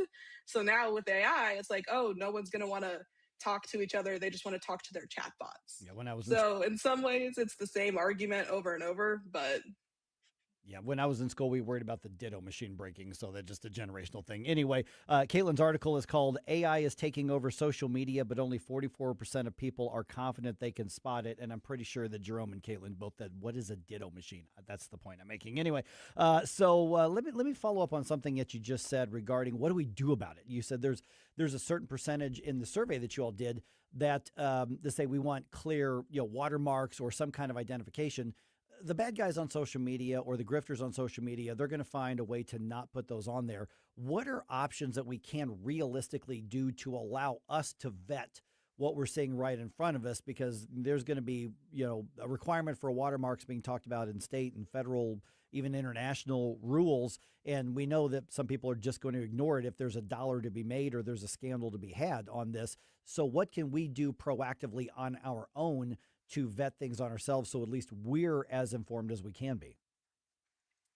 Yeah, if there's one piece of good news in this story, it's that a lot of us are taking action to try and understand if something is real or AI. 72% in our survey said they do this. The most obvious and popular thing that you can do is look closely at what you're seeing for visual cues. A lot of the time there might be a label or a watermark already attached to a post, but it can be very easy to overlook. So definitely go and take another look. If you really want to go the extra mile, I highly recommend using a deepfake detection tool. I really like the one from the Content Authenticity Initiative because it can tell me where a piece of content came from in addition to if it's been altered.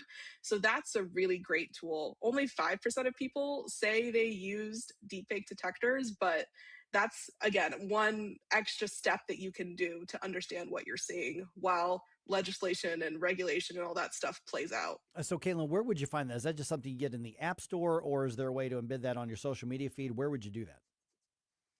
There's a lot of different options, and you can kind of pick wherever you like to live. So you can use a website, browser extension, and there's an app version as well. Got it. For all different kinds. Yeah, because I mean, the bottom line is I keep arguing that, AI is incredibly advanced based on our knowledge of it, but it's still in an infant stage. I mean, we're going to look back 1 year, 2 years, 5 years, 10 years down the road and think of these as almost the Flintstone days of AI. I don't think we have any idea yet of how sophisticated and what this can become. We just don't know yet. We don't even know what to ask at this point. So is it possible that we can build in the safeguards early on, or is this going to be something we're constantly chasing and trying to pull back into the right lane? I think it's kind of both, because I think tech companies are very invested in our ability to tell real from AI. The one good thing about social media companies also being the ones to build AI is that they know what to look for. They have these different signals and standards that they can use and plug in technologically on the back end so that it's easier for us. But with the rate that AI is advancing, it would be very easy for us to get off track. So I think right now frustrations are really piling up. So this is a big priority for companies. And it's very important that we try to keep it that way. Yeah. And once again, it's a tool. AI isn't good or bad or evil or holy or whatever. It's just what we decide to do with it individually and collectively. And that's what the great unknown is at this point. I have one last question for you. Which is more likely to be the outcome, iRobot or Deus Ex? I'm not quite sure. I'm hoping real life doesn't end up like any sci-fi movie, honestly, because I don't know if those ever have happy endings. Oh, man. See, you guys just got even with me for the ditto machine comment. That's what happened right there. That. All right. All right. Katelyn's article is available at CNET.com. Katelyn, we want to follow the work that you and your team do, and what's the best way to do it? On Instagram, on Blue Sky, and then just go into old fashioned on the website at CNET.com. All right. Thanks a lot, Katelyn. Thank you so much. All right. We've got a lot of things happening here in the area. Could Illinois be the next state to lose its NFL team? I mean, Missouri is already losing its NFL team. Could Illinois be losing the Bears? The Bears. We'll tell you about that just ahead here on 101.9, 94.1 News Talk STL. Don't try to make me stop, no inspiration. You have a soul so dark, it is no more. And all at once depart, no destination. You're making cold my heart to fight your war. Stop it right now. I have had enough of this. Turn my eyes to your intent. Hi, it's Ken Williams, and my favorite Capriati sandwich is the Capastrami. You've got hot pastrami, melty Swiss cheese, crunchy coleslaw, and zesty Russian dressing. What else do you need? I love Capriati's, and you will too. On Manchester at McKnight in Rock Hill. Craving the freshest in town? Anthony's Produce is your daily destination for nature's finest. Browse our rainbow of quality fruits and vegetables. Always fresh, always delicious. Hosting an event? Let us create stunning fruit bouquets and vegetable trays, or treat someone special to our chocolate-covered pineapple. We proudly stock hundreds of locally made products. And yes, we've even got seasoned firewood for those cozy evenings, available for pickup or delivery. Anthony's Produce. 701 Juggerman Road in St. Peters. Call 636-936-0496 or order online at anthonysproduce.com. Jamie Allman here, tossing and turning over retirement worries. You're not alone. 3 out of 4 Americans share your concern about having enough saved. But here's the thing. A comfortable retirement isn't out of reach, even if you're planning for 30 or 40 years ahead. Every day, Jeff Portman from the Gemini Wealth Group helps people avoid the critical mistakes that can derail their retirement. Build your path to financial confidence. Visit GeminiWealthGroup.com or call Jeff directly at 314-888-0123. Securities and advisory services offered through LPL Financial, a registered investment advisor. Member FINRA SIPC. What's the best way to get rid of a timeshare that you don't want? Call the Timeshare Exit Hotline. We're a group of attorneys that help customers legally exit their timeshares. It's an easy process. We guarantee results or you pay nothing. Exit your timeshare today. Call now. 800-524-1641. 800-524-1641. That's 800-524-1641. This Winter Games Update brought to you by Corel Roofing and Best Buy Flooring. It's Evelyn.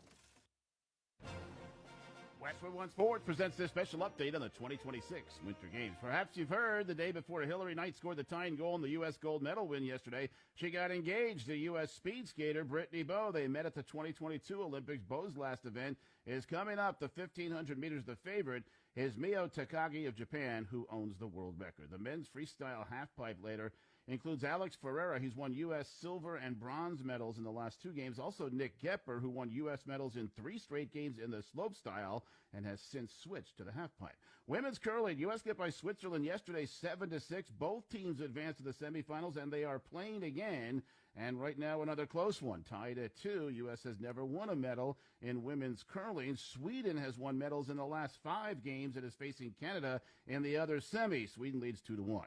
Men's hockey semis start with Canada and Finland, and it's the U.S. against Slovakia. John Stashower, Westwood One Sports.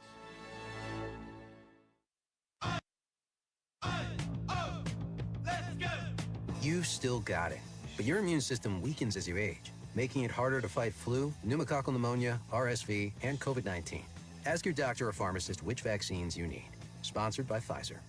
Need parts fast? Need them now? O'Reilly is fast. Just one part that makes O'Reilly Auto Parts stand apart. Right now at your local O'Reilly Auto Parts, you can get 1 free set of brake pads when you buy 2 qualifying brake rotors. Ask the professional parts people about additional brake pad and rotor upgrade options available at O'Reilly Auto Parts. Restrictions apply. See store for details. O'Reilly Auto Parts. For Phi, winning the fight against vision loss means seeing new ways to push himself. The Foundation Fighting Blindness is committed to funding research to end blinding retinal diseases. The Foundation Fighting Blindness. Together, we're winning. Learn more at fightingblindness.org. I really like all the things you're saying. News, analysis, opinion. Thank you very, very much. News Talk STL. The 80s. Bueller. The 80s. Let's go while we're young. Never been a decade like it. Shall we play a game? Never will be. Where the beat? It's Flashback Friday. Sing a hey diddle diddle with the titty in the middle, and you swinging like you just don't care. So I took a bitch here at the high school dance with a lady who was ready to play. It was a beach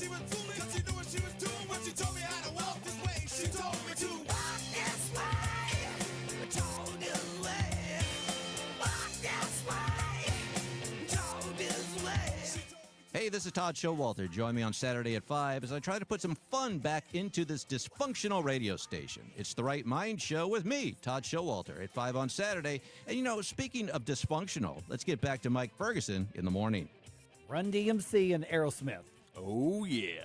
Yeah, you know, so I remember this was, I think, like one of the first, like, rap rock hybrid songs. Mm-hmm. There became, like, a whole genre of that later on in the 90s.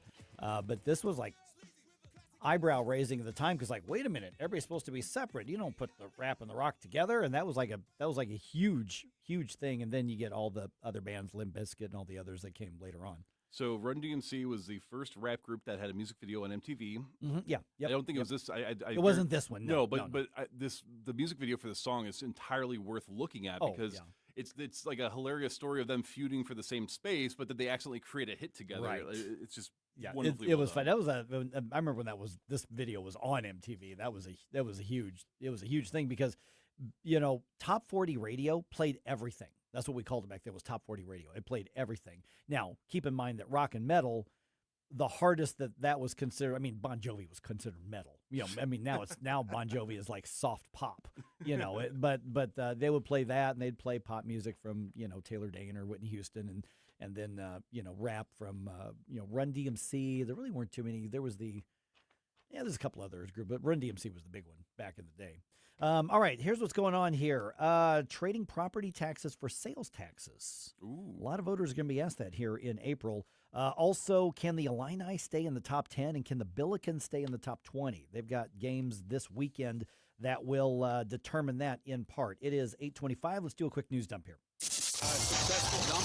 Wake up, America. It all worked out. You know, I mean, they got all the news.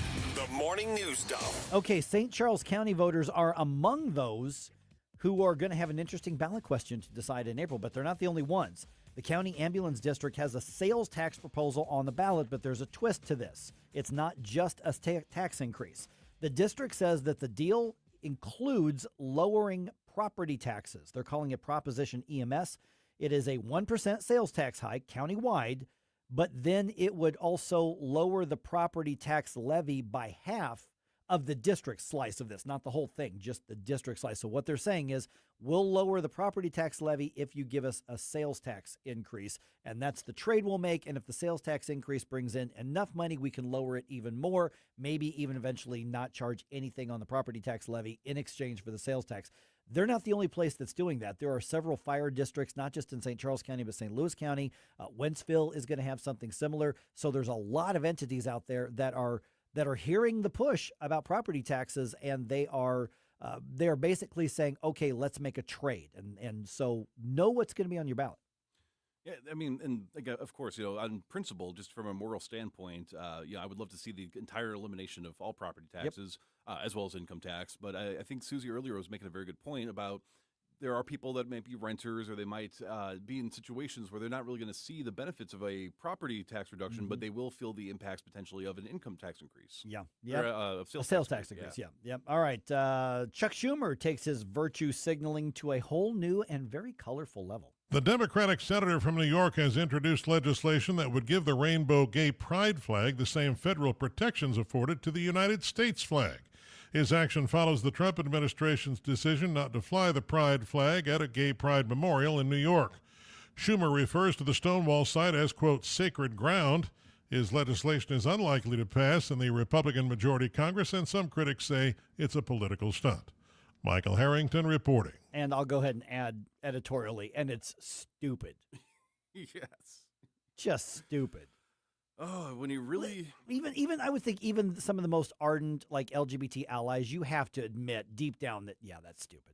I don't know. I've met some that are very, maybe not the LGBT people themselves, but they're so-called allies. Oh, some of the allies are worse than the actual community members. Because they really have some sort of savior complex where they want to pat themselves and celebrate every stupid. When you were really running out of ideas to be useful, you start grasping at straws and doing stuff like this. Yeah. I mean, come on. Okay, I want to talk about this in more depth here at 8:35. Could Illinois lose their only NFL team?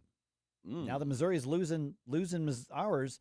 The Bears have issued a statement. They issued the statement on Thursday that is in support of a plan to move into Hammond, Indiana, if they can come to a deal with the state of Indiana to build a new stadium there in Hammond, Indiana, which is right there, basically Chicago suburbs, right there. So the team's been negotiating to move to Arlington Heights, Illinois forever. I mean, I don't know how many years they've been doing that. And that's been at loggerheads for the last few years, at least, I think the last 5 or 6 years. So the team is now looking at leaving the state of Illinois after over 100 years. Wow. So 8:35, let's go into more depth on this. So here in the St. Louis region, we could actually live in an area where there is no NFL team in the state of either side of the river, which means, hey, all the more reason to get on board with the Battlehawks. 100%. More reason to get on the Battlehawks on that. All right, a couple other things that are happening here. Both the Illini and the Billikens playing for their spots in the rankings, because right now we're getting towards the end of the regular season. We're going to be in conference tournament time here before too long. Those rankings matter when it comes to what seed you're going to get in the NCAA tournament. And certainly SLU and Illinois are both going to be in there. 10th ranked Illinois is in California to play UCLA. They play tomorrow evening. That's a national game. It's going to be on Fox. 18th ranked SLU, they need to start a new winning streak. They're going to be at home. Tonight, they host VCU. Both teams have similar records. It's probably going to be a pretty good game. That game is on ESPN2, 6 p.m. tip-off for that one. The Billikens need to win, and they need to win convincingly if they want to finish in the top 20 of the season. They are probably going to drop out of the top 20, even if they win big tonight, but we'll see. But I think they can get back into the top 20. The Cardinals start their spring training game schedule this weekend. They play the Nationals in Jupiter tomorrow afternoon. That's a 12:05 first pitch our time, but that is not going to be broadcast on any television or streaming.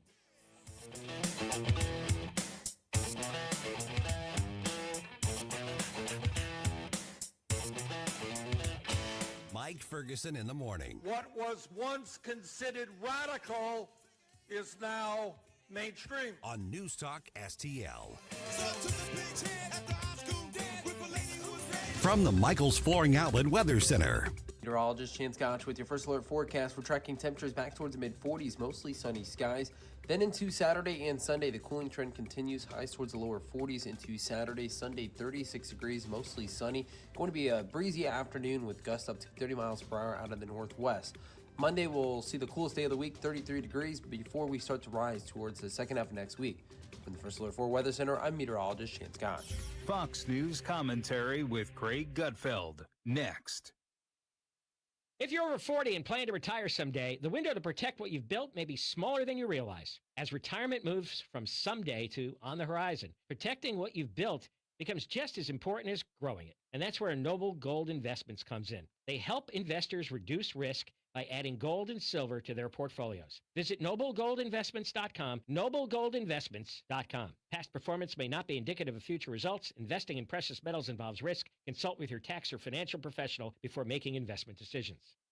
Here's Greg Gutfeld. So this week is the 35th anniversary of the only horror film ever to win the Oscar for Best Picture. I'm talking about Silence of the Lambs. And now one of the stars apologized for the role that made him famous. Ted Levine played cross-dressing serial killer Buffalo Bill, but we've seen this before. Sarah Silverman apologized for jokes told earlier in her career. Hank Azaria for voicing Apu on The Simpsons. They're all generational cowards, throwing the past under the bus to appease today's no-talent whiners. And how lame are they to think that today's standards are superior to those of the past? Why is that? Because today a man can pretend he's the opposite sex and get a trophy in women's swimming? But if you truly believe current standards rule, then how long before those are outdated too? For more commentary like this, go to foxnewspodcast.com. Missouri's premier boat show returns in 2026 as the St. Louis Boat and Fishing Show comes to America's Center the weekend of February 20th through the 22nd. See world-class fishermen working the latest new lures in the hog trough and see how the live fish react. Ride the mechanical bull, see a live stingray encounter. Plus, stop by the STL Power Sports booth and register to win a new e-bike valued at $3,000. The St. Louis Boat and Fishing Show, America's Center, February 20th through the 22nd. Remember those magical moments in Mom's kitchen? The heavenly aroma of fresh baked cookies? At Trolley Stop Bakery in Chesterfield's Forum Shopping Center, our co-op of talented bakers has been perfecting that homemade magic for 4 decades. From the gooeyest cookies in town to custom pies, cobbler's, and cakes, everything's made from scratch, just like Mom and Grandma's recipes. Need that perfect corporate gift? We ship our famous cookies nationwide. The Trolley Stop Bakery, 67 Forum Shopping Center, or TrolleyStopBakery.com. Because some traditions are too sweet not to share. Ready for instant curb appeal that comes with a 25-year transferable warranty? Call Rhino Shield today. We do brick, block, stucco, asbestos, aluminum, steel, cedar, and more. Over the past 20 years, we've done thousands of homes, businesses, churches, schools, condos, parking garages, large metal buildings, and strip malls, from Champaign to the Lake of the Ozarks. We do flat and sloped metal roofs to extend their lives too. Proud to be veteran-owned and manufactured in the good old USA. So we're tariff-free. We're exceeding expectations every day. Evaluations are free. A+ rated with the BBB and a lot of 5-star Google reviews. Call 877-25-RHINO, 877-25-RHINO, or 877-25rhino.com. See what we did there? Genius. Tell them, ladies. Don't paint, don't vinyl, go Rhino Shield. Never paint your house again. Rhino Shield. Whether at home or at work, you're mobile. So when you're mobile, stay mobile. Keep St. Louis's home for conservative talk with you Wherever you go. Download the NewsTalkSTL app in the App Store or at NewsTalkSTL.com. The 80s. Excellent. Never been a decade like it. Never will be. It's Flashback Friday. The glamour boys are always at the party where the money comes from. Heaven only knows. I ain't no glamour boy. I'm fierce. I ain't no glamour boy. Whoa. I ain't no glamour boy. I'm fierce. I ain't no glamour boy. Hey folks, Jamie Allman here, waiting for you for the 3 Martini Lunch, the Common Sense Radio, the Allman Report on News Talk STL. Now back to Mike Ferguson in the morning. Another Living Color song. Yeah. That was this the video where they were like all these plasticky doll type things? Is that am I remember that one right? Yeah, it's a little uncanny, but yes, that's exactly. They were going on like shopping sprees, hanging out, and the band themselves even looks confused at what these guys are doing, which is funny. Which was kind of the point, I think, on it. Yeah, that was a great band. Yeah, just don't call them glamour boys. They're not glamour boys. Right. They're not glamour boys. No, precisely. All right, 8:35. Okay, so Missouri kind of licking its wounds a little bit on the Chiefs leaving. And they're going to be gone by, 2030, 2031, the season that they're going to be in Kansas at this point, which, by the way, the fix was in the whole time. The team knew they wanted to leave, and they played Missouri politicians like a fiddle to get the deal that they wanted out of Kansas, and that's what happened. And we're getting more and more evidence that that's exactly what happened, because now some non-disclosure agreements, particularly with the city of Olathe, Kansas, have now been allowed to be unsealed, but they were negotiating with the Kansas side for years, literally over 2 years. So the Chiefs are going where the corporate welfare is. That's what a lot of these NFL teams do. Now, how about the Bears? The Bears. Their Bears. It looks like they could be leaving Illinois. So here in the St. Louis region, we've already lost the Rams back to Los Angeles. And so a lot of St. Louis adopted the Chiefs. And so now the Chiefs are leaving the state of Missouri. And now, as of yesterday, the Bears put out a statement in support of an effort in Indiana to build them a new stadium in Hammond. And if you're not familiar with that part of Indiana, the only reason I am is because my mom's from Hammond, Indiana, which is part of the Chicagoland area. So basically, Hammond and Gary, Indiana, is a very traditionally a very like industrial blue collar area. You know, my grandpa worked in the steel mills. Just on the other side of Hammond up there, that was just kind of a gritty blue collar area, and they've been suffering for years and years and years and years. And so from Hammond's perspective, Indiana's perspective, you're like, heck, we can get an NFL team, including one of the most storied franchises in the history of the game. Of course, they're going for it. Now they're going to have to offer a great big corporate welfare package to do it. So as the people of Kansas are now kind of finding out, they were celebrating, and then all the details are coming out of what they're going to have to pay for this, and you're seeing some buyer's remorse on the Kansas side already. Yeah. Because they're like, wait a minute, we're doing what? I mean, this is one of the most horrible deals that has been made. But the governor of Kansas gets to be the governor who got the Chiefs, who brought the NFL to the state of Kansas. All of these, members of the state legislature, Republican or Democrat, they get to be at the ribbon cutting. They get to be honored on the field. All this kind of stuff. So the Bears have been wanting to leave Soldier Field forever. And they've been negotiating with Arlington Heights, the suburb there, where the old big racetrack was.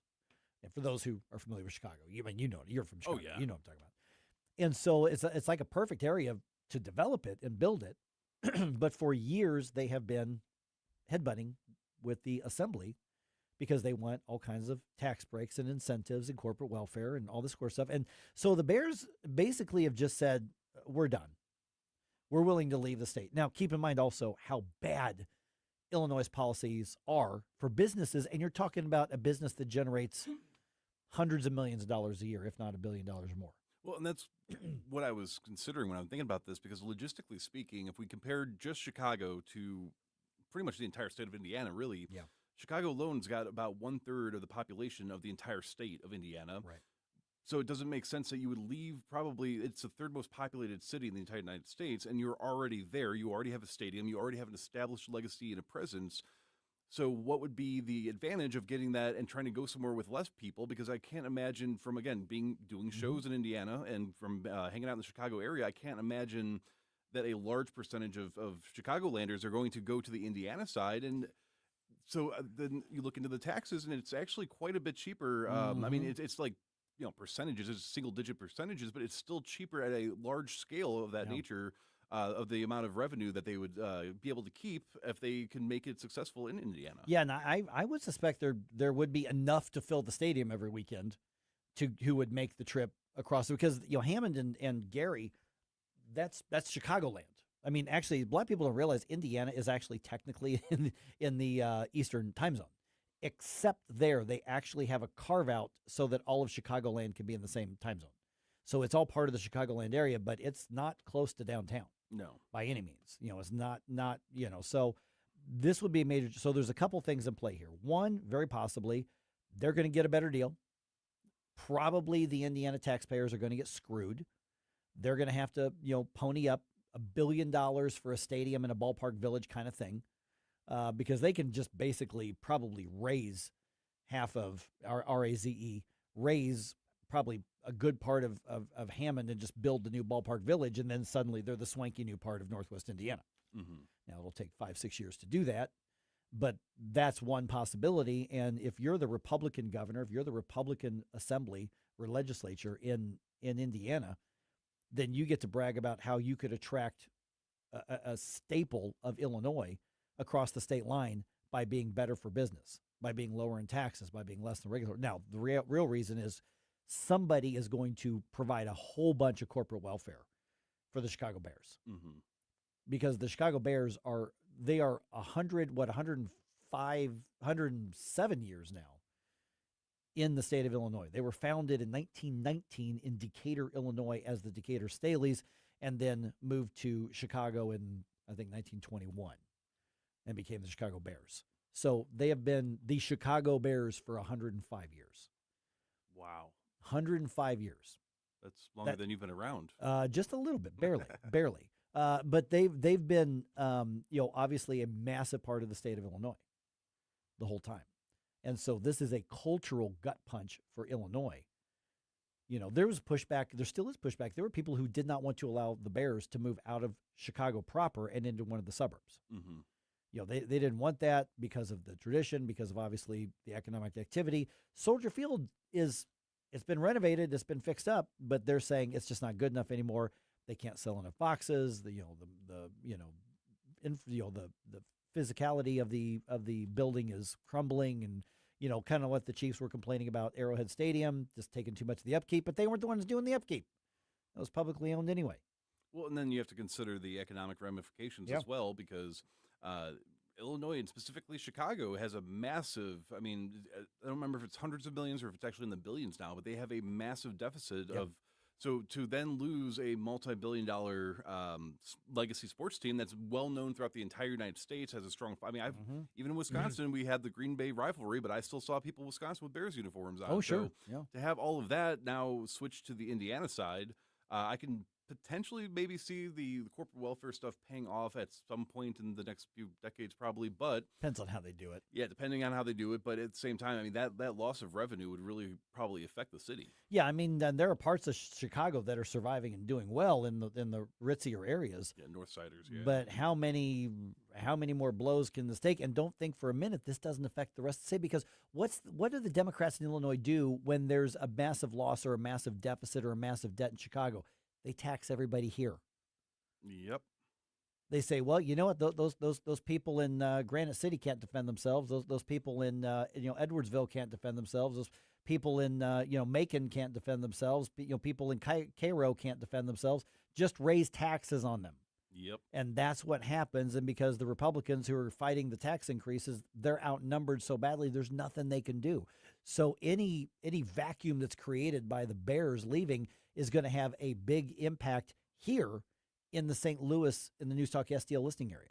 Now, with that in mind, would it then be in the best interest of Illinois to provide some corporate welfare to the Bears if that's what it's going to take to keep them? I mean, my argument is the best answer is you generate hundreds of millions of dollars in revenue, likely $100 million or more in profit every year. Build your own stinking stadium. Mm-hmm.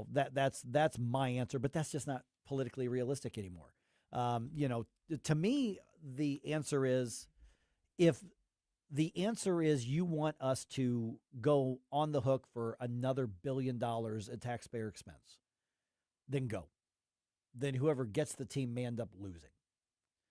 But what you're visually going to see in Hammond and the surrounding area is you're going to probably see some old industrial manufacturing area that's been abandoned for decades.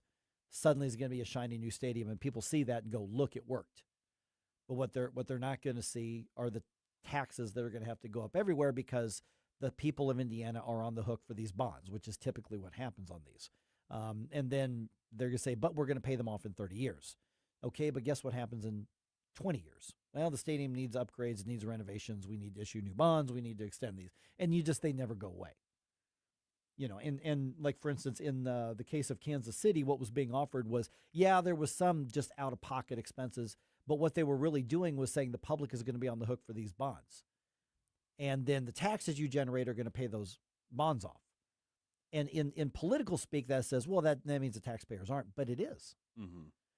Because everybody else, you buy a soft drink at Quick Trip and you pay a tax, and that goes into the state coffers, and it goes to all the things that the state spends money on. Sometimes things that you're supposed to, and other times they're wasteful, but that's what they do. In this case, they're still generating all the taxes, but then they're paying off the bonds of the money that they're getting for free.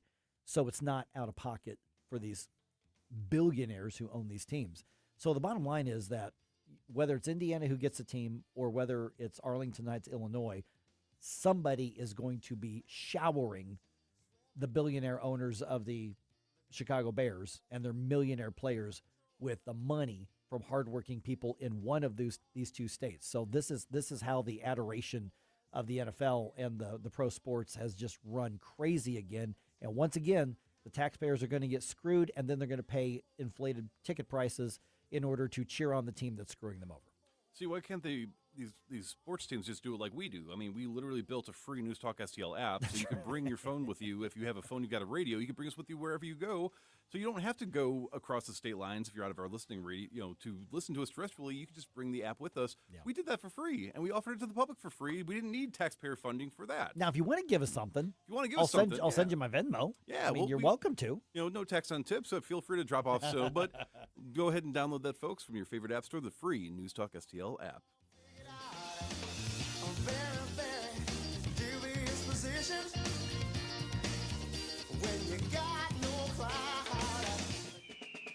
By the powers vested in me as the self-declared president of pillows, defender of naps, and commander of comfort, I hereby declare President's Day at Snooze is officially ridiculous.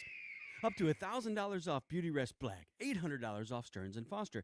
And the nation welcomes our newest cabinet members, Helix, Molecule, and Copper by Spring Air. Citizens, your spine deserves liberty. Dream mapping is now mandatory. Snooze Mattress Company. If you don't snooze, you lose. This year, America turns 250, and News Talk STL is celebrating our nation's semi-quincentennial all year long. News Talk STL, #1 for live and local Soros-free talk, with proud supporters of our 250th birthday celebration, custom foam, and Lee-May concrete block. 250 years strong, and we're just getting started. 1019 and 94.1 News Talk STL. Why are you going to work? It's Sunday. It's a brand new show on News Talk STL, JC's Sunday Showgram. It's the 25th anniversary of the death of George Harrison this week. We'll go back for some classic moments with Gene Siskel. We lost him this week in '99. And did this really happen, or did I dream it when I shocked the world this week in '93 going to KMOX? All brought to you by the Weber Automotive Group. Sunday mornings, 7 to 9. Then podcast each Monday on NewsTalkSTL.com. Hanson's Tree Service at hansonstree.com is your one-stop shop for expert insured tree care and more in the greater St. Louis region and at the Lake of the Ozarks. Visit hansonstree.com for 24/7 emergency tree care, grinding and land clearing, awesome organic mulch, green resource recycling, and more. Tim Jones here to tell you that whether you're dealing with old man winter at your home or business in the St. Louis region or preparing your lake home for spring, call Hanson's to help you out. No job too big or too small. Mention News Talk STL. Receive 10% off all tree care services. hansonstree.com, hansonstree.com. Tim Jones and Chris Arps in the afternoon. Chris, Joey, and I on the road again. We'll be broadcasting live from statewide Lincoln Days, poolside at the outstanding Oasis. Tim Jones and Chris Arps, weekdays at 4 on News Talk STL.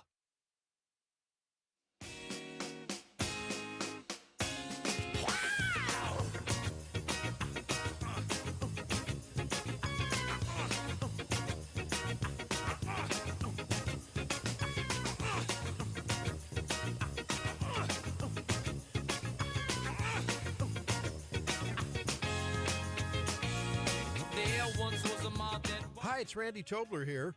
Pour a big cup of coffee and catch my show every Saturday morning from 6 to 9. Right now, it's back to Mike Ferguson in the morning here on News Talk STL. We had a little bit of everything today on the Flashback Friday. Do you know who this is? No, I don't. Okay, so this is Fishbone. Oh, okay.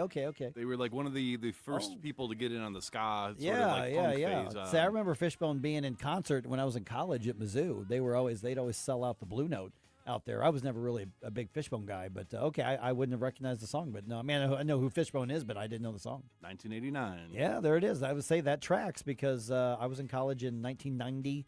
I started college in 1990, so this was about the time they were going all over the place. Big on the college scene. Yep.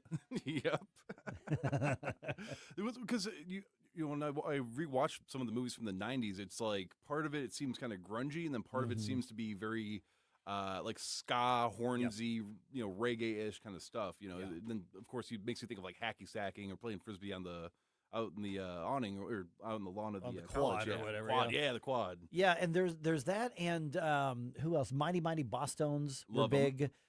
Squirrel Nut Zippers, I think, was another band that they had a song called Zoot Suit Riot. Yes, that was kind of another in that sort of weird throwback sort of thing, because not only was the ska thing, which includes all those kinds of different music, there was for a minute there in the late 80s, early 90s, kind of a throwback to like the old big band era.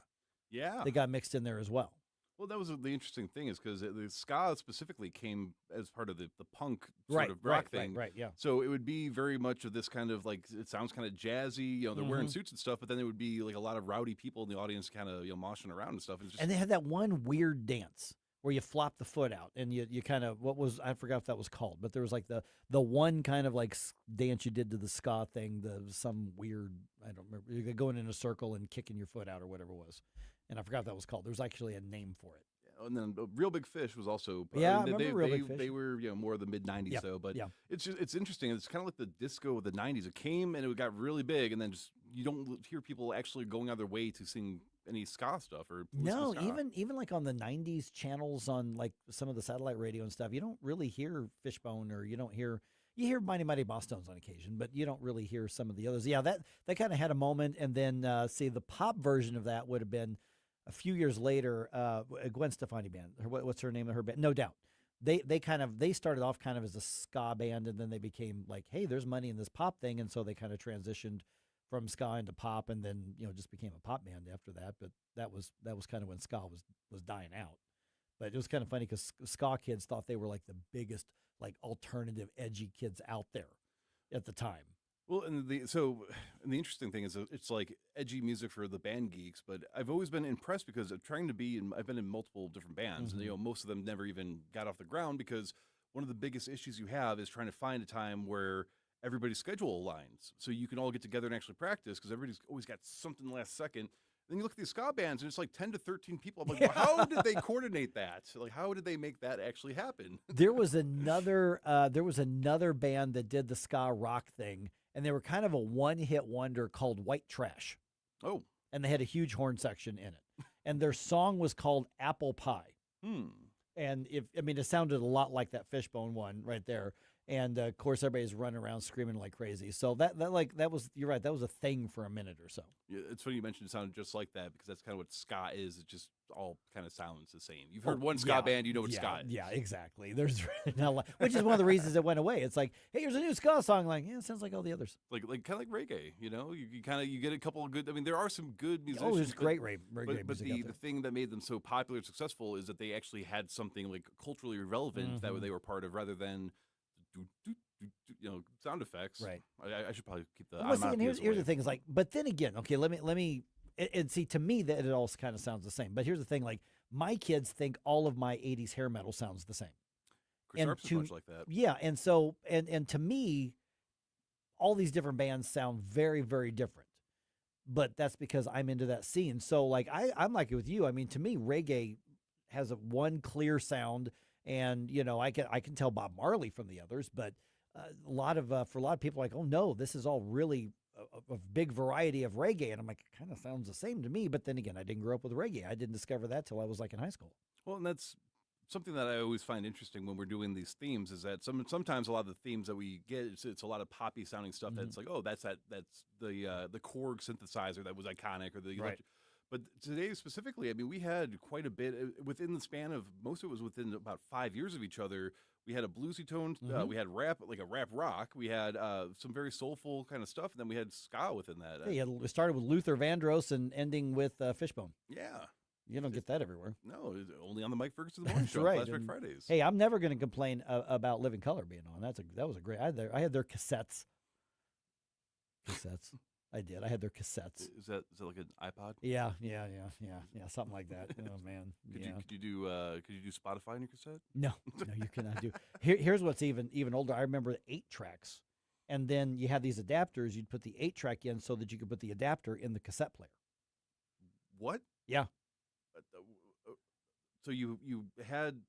So like if you had one of these newfangled cars that didn't have an 8 track player anymore, one of these fancy new ones. And then you had a cassette player, but you had your 8 tracks you wanted to listen to. Then you could put the 8 track player in this adapter and then shove the adapter into the cassette player, and then you could listen to your 8 tracks. I mean, I guess modern problems require modern solutions, but because they didn't really have anything like that for vinyls, did they? No. I mean, I can't imagine a vinyl doing very well in the car, anyways. And then even with CDs, I mean, it seemed like it went from cassette, at least in my memory, it went from cassette to CD and then just MP3. Well, and CDs, though, we had an adapter for that too. Wait, what? If you had like a Walkman CD, you could have the jack, instead of going into your headphones, it could go to this cassette shaped jack and put that into the cassette player in your car, and then you could play your CD through the adapter. So you could play a CD through a cassette through an adapter through your car. Yes. What? Yes. Where was I during? When was this? You were probably born, but not much after that. You were still learning to walk. Jeez, I need to go back. I need to go back through and look up all the transitional technology. You don't understand the struggles we went through in the 80s when the Walkmans came out and you could clip it to your belt, and we had these horrible little headphones that we thought were the greatest thing ever. And what would happen is your battery would run out, and then the song would start to slow down and eventually stop. So you always had to bring extra batteries with you because they ate through batteries like crazy. Wow. Oh, yeah. But we thought this was amazing because we could just clip it to our hip and go.